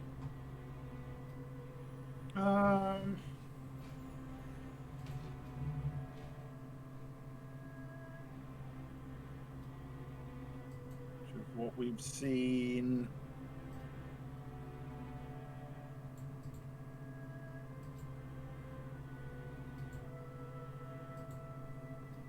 I think I may be good.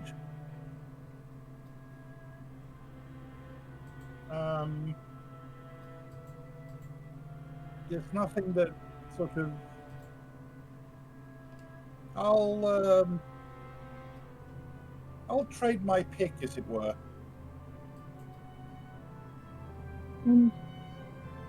I'm trying to remember. Do we know the other hags' names? Yes. Do. There's like Bagatha? No, that's not right. Gabitha, Endolin, and Sibilba. Full sister, trapped in time for all eternity is the phrase that I've got. Okay. Yeah, so Scabatha and Endolin. Yeah. We I'm have gonna. one of their weaknesses, though. Who's weak? We had this one's weakness, right? Well, I found one of the other one's weaknesses before. They have to be eclipsed in some matter or way, literally or figuratively. Like how the sun and moon eclipse each other? Or metaphorically, if someone comes around, it being like eclipse their power, eclipse their beauty, eclipse their intelligence, those sorts of things. And which one is that? You roll it back.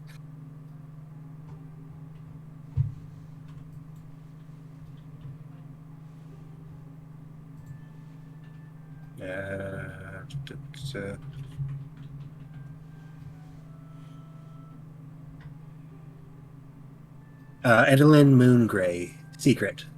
The only way to end her is to slay her during an eclipse, real or symbolic.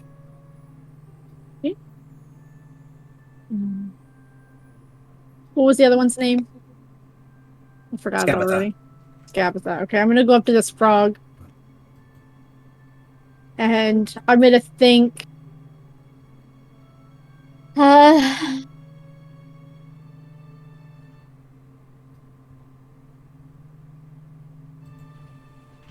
gonna think broad. Something to defeat or something to weaken Scabatha. I stick my hand in.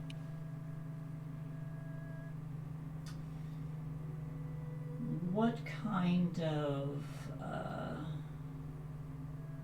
item, utility, or tool? What Cinder would probably be thinking, like she doesn't know what this sword is, but above table, she's thinking of something kind of like a dragon long sword, like an item that'll either help defeat her or weaken her. Roll me a D100. 47. 47. Let's see.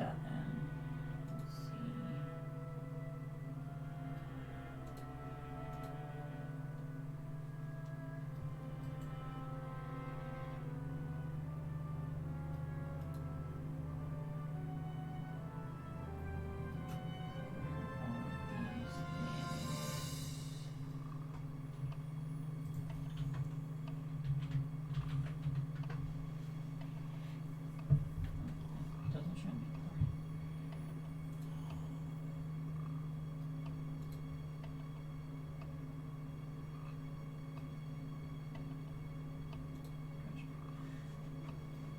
Here we go.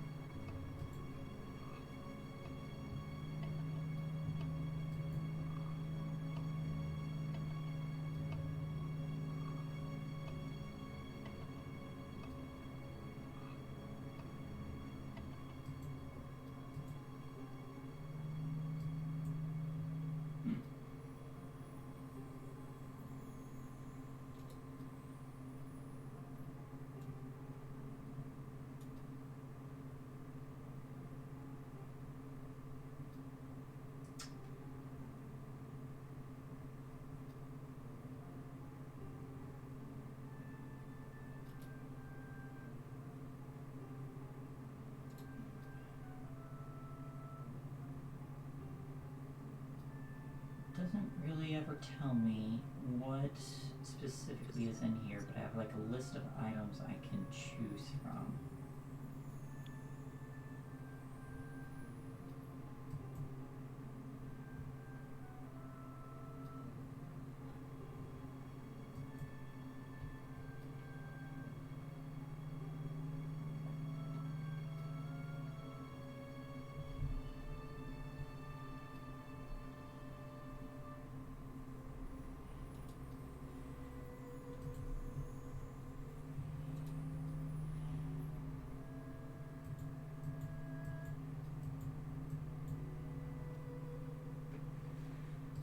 Alright.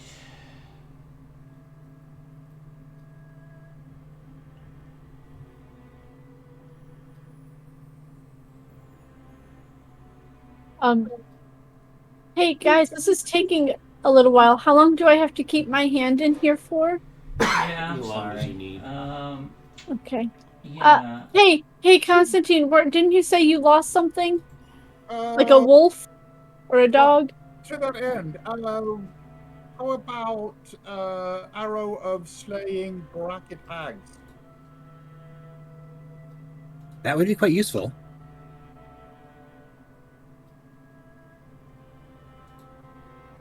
That's somewhere else. Okay, so I found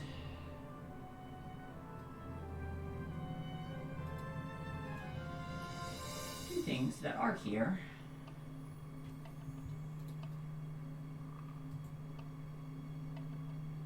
It's a nope.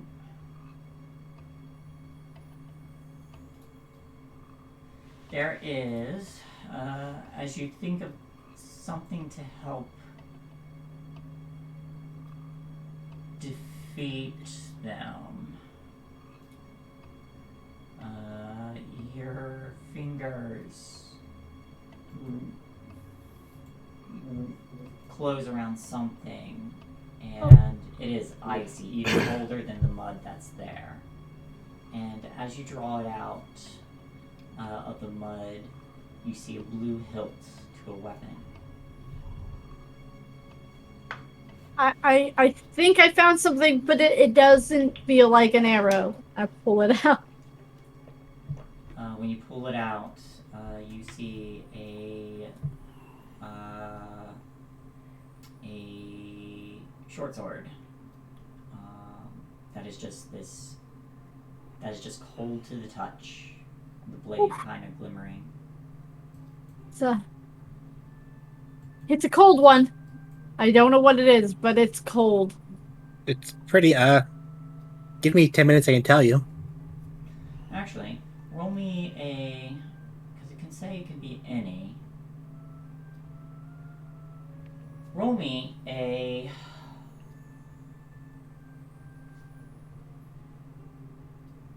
roll me a 1d3. Let's see what type of sword this is.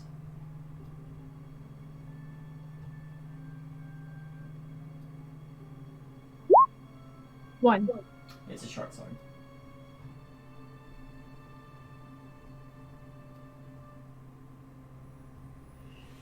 I will give it to Shell to figure out what it is. I will ritual cast Identify on it. As you ritual cast Identify... I'm going to take my armor off.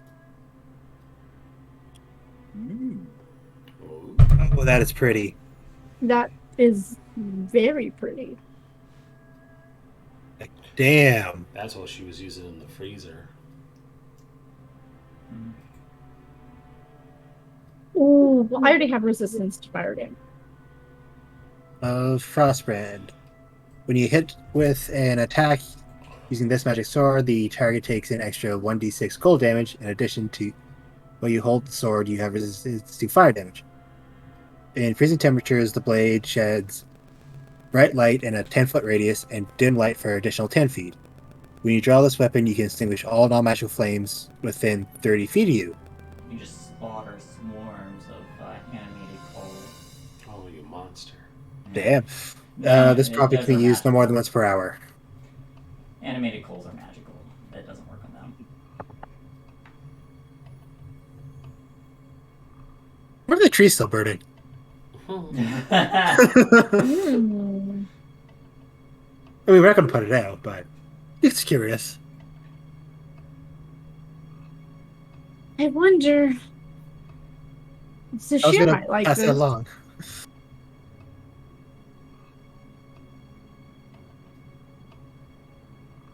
No, you know what? I will hold on to it for now. But I think I will gift it to Zashir. If they would like it.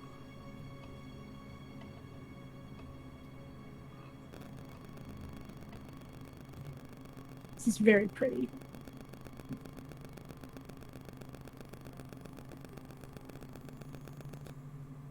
And you said it's a short sword, right? Yes.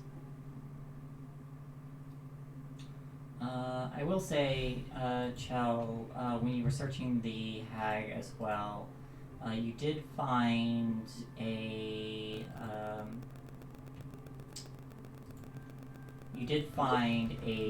little varnished eyeball. Not her eyeball, but just on a little necklace hanging around her neck. What would you have done with that? Probably would have tried identifying it. When you identify it, you learn that it is an item that can be an item called a Haggai. It can be used. It can be used by their coven for other hags to see through it. It's the Palantir. Yeah, I would have covered at that point, then actually, Chell would have covered it, then put it inside the cauldron, because those are most likely made of iron or some other material like that, which should potentially stop any scrying through it. Okay. And leave that in the component cabinet. Do you take a closer look at the little cauldron thingy? Actually, yeah. Give me an investigation check. I'm trying to get Zashir's tongue at this point. Okay. Are you just like going out the bottom of the cottage?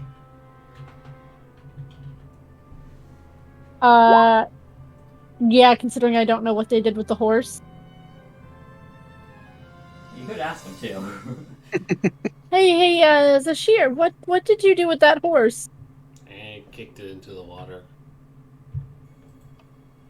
You wanna help me get it out?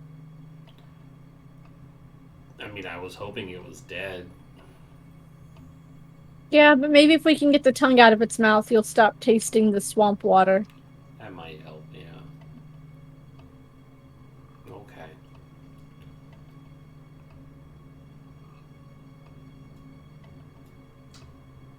Alright. Here, just the information on the Haggai you found. Just hit him.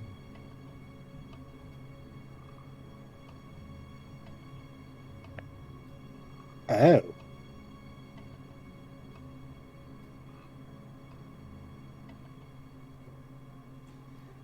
But the two of you, as you leave the cottage, both of you give me perception checks.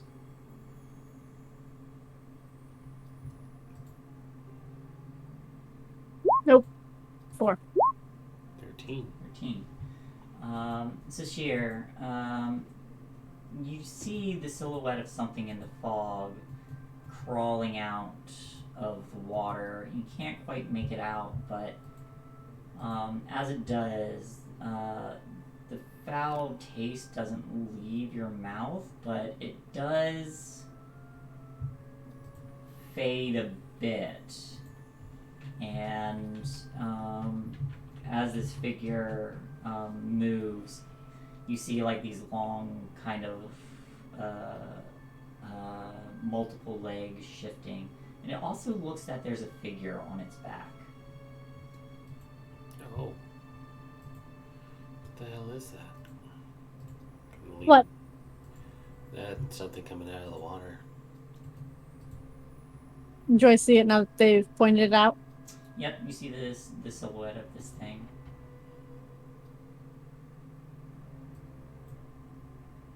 Hey! Hey, you!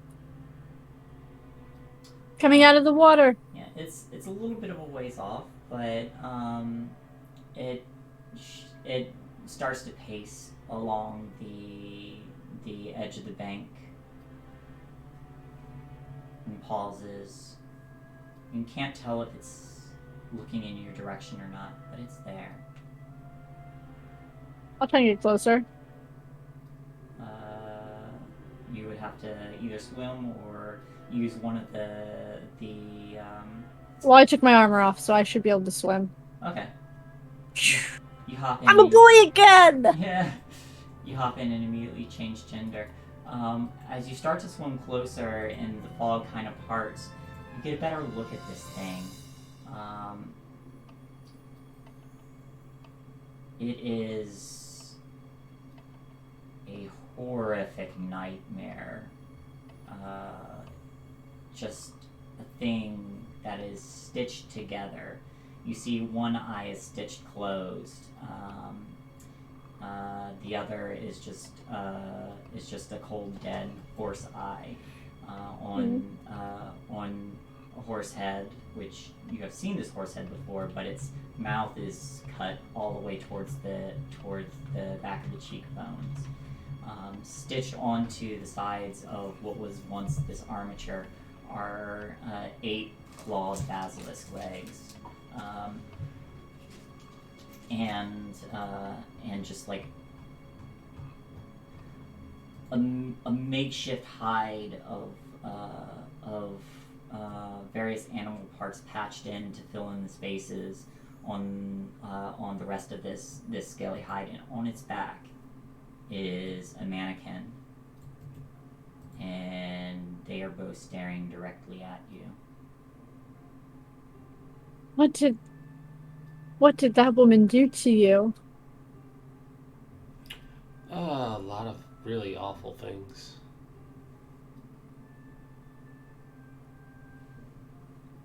We should get both of you fixed up. Would you like me to try and fix you? I don't know if it'll... My tongue will still be cursed, so I don't know if that's really going to help. I mean, I want to fix you too, but that looks the horse looks a little more worse off. Which was who Cinder was talking to, even though she can't speak with animals. No, the response remains the same. You hear as these like lips curl back, you just hear, "Why do I exist?" And if you're close enough to hear it,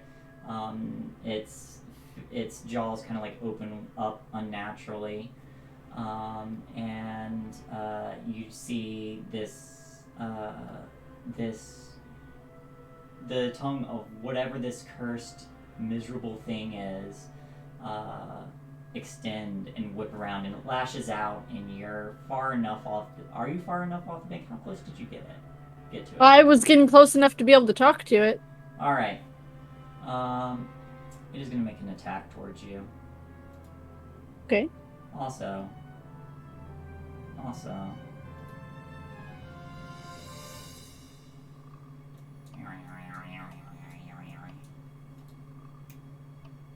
This is. Oops. That's kind of what you see. Ooh.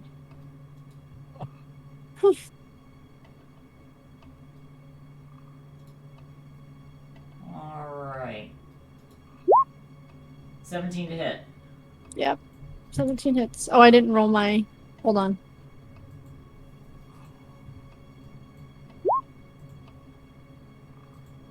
I didn't roll my false life for the day. So, 9. Alright, this tongue lashes out and wraps around you and starts to reel you in. You move 5 feet closer to it. Hey. I am just trying to help you here, my guy. I'm just trying to make better your existence. If you want me to end you, you gotta let me go. Yeah, I'm gonna bring a foot down on it when I get a chance. Let me move everybody over, because we are in a different area now. Zashir, remember to put your health back. Long rest, hooray.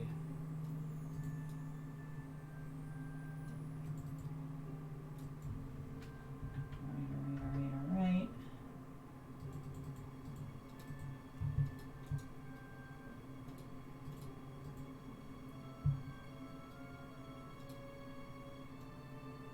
This guy, and I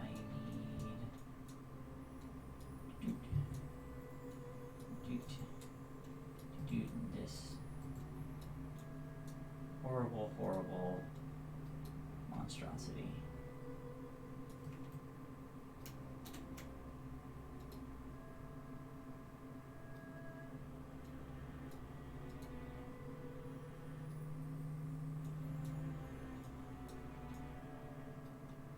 I am armorless. I am not weaponless. She's not a stupid blade lock. You gotta drag us over to the thing so the screen can see it too. Yeah. Shift click.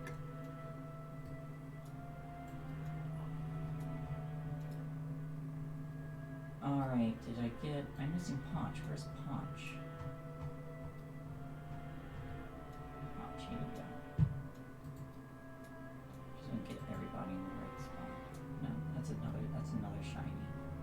mean to start a fight. I just wanted to get a tongue back.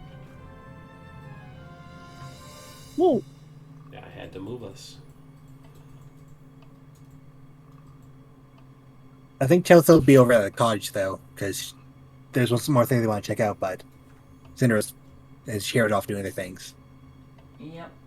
You guys are...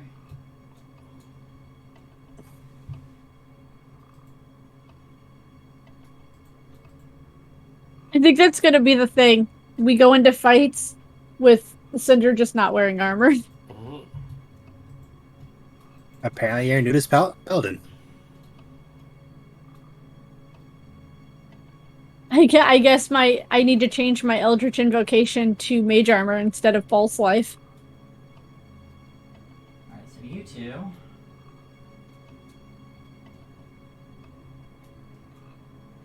are off this way. You are currently pulled closer to it. Hang on, these guys should be smaller. They're just here on the bank.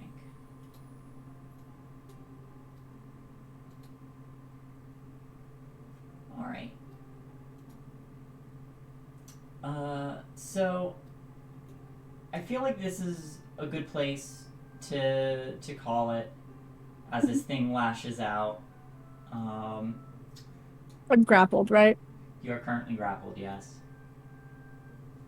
By Bojack the Taxidermy Nightmare.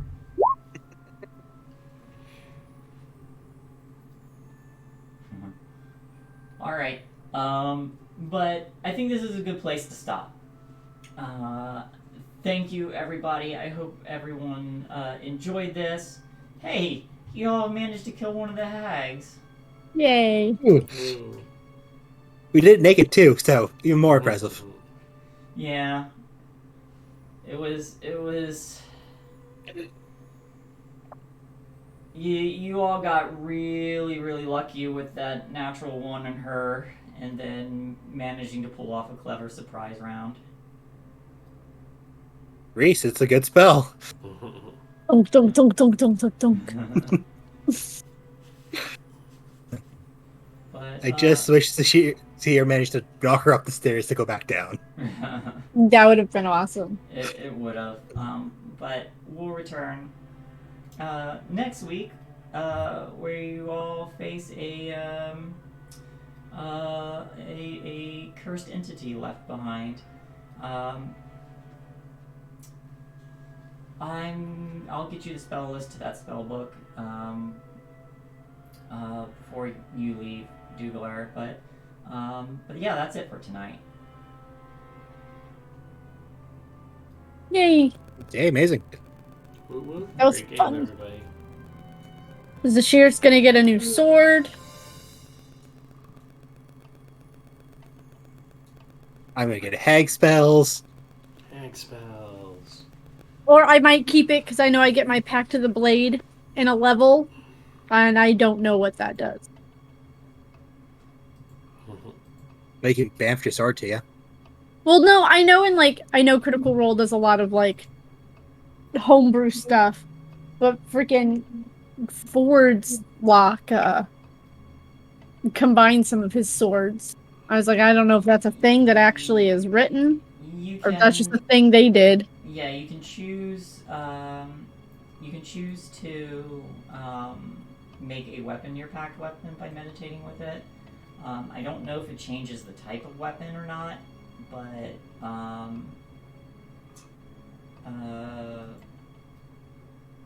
yeah, you can make an actual weapon your packed weapon instead of summoning one, and then you summon the packed weapon instead.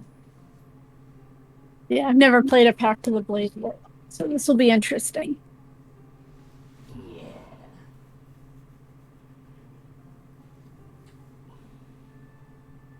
So we beat a hag. Do we get to level up? Not yet. Soon. You know what? No, not yet. Soon. Yet, when we dethrone a monarch, that's when we can level up. Yeah. We dethrone a monarch. I'm sorry, if we can take on a hag, we can dethrone a monarch. It's true. Especially this frog monarch, because I have plans right now. You just have to beat him on the winning night. I still have ceremony prepared. Oh, it's not gonna be a marriage. It's gonna be something else. Yeah, that's unfortunate. All right. Well, I'm gonna go ahead and wrap us up here. Shae and I have food that's been cooking, and it smells delicious. So I am hungry, and I want to go eat it. And it's our normal stopping time, anyways. So thank you all for playing. We will be back Saturday for more 5th edition. So we will see you then. Everybody, stay safe, be well, and until next time. Good night. Good night.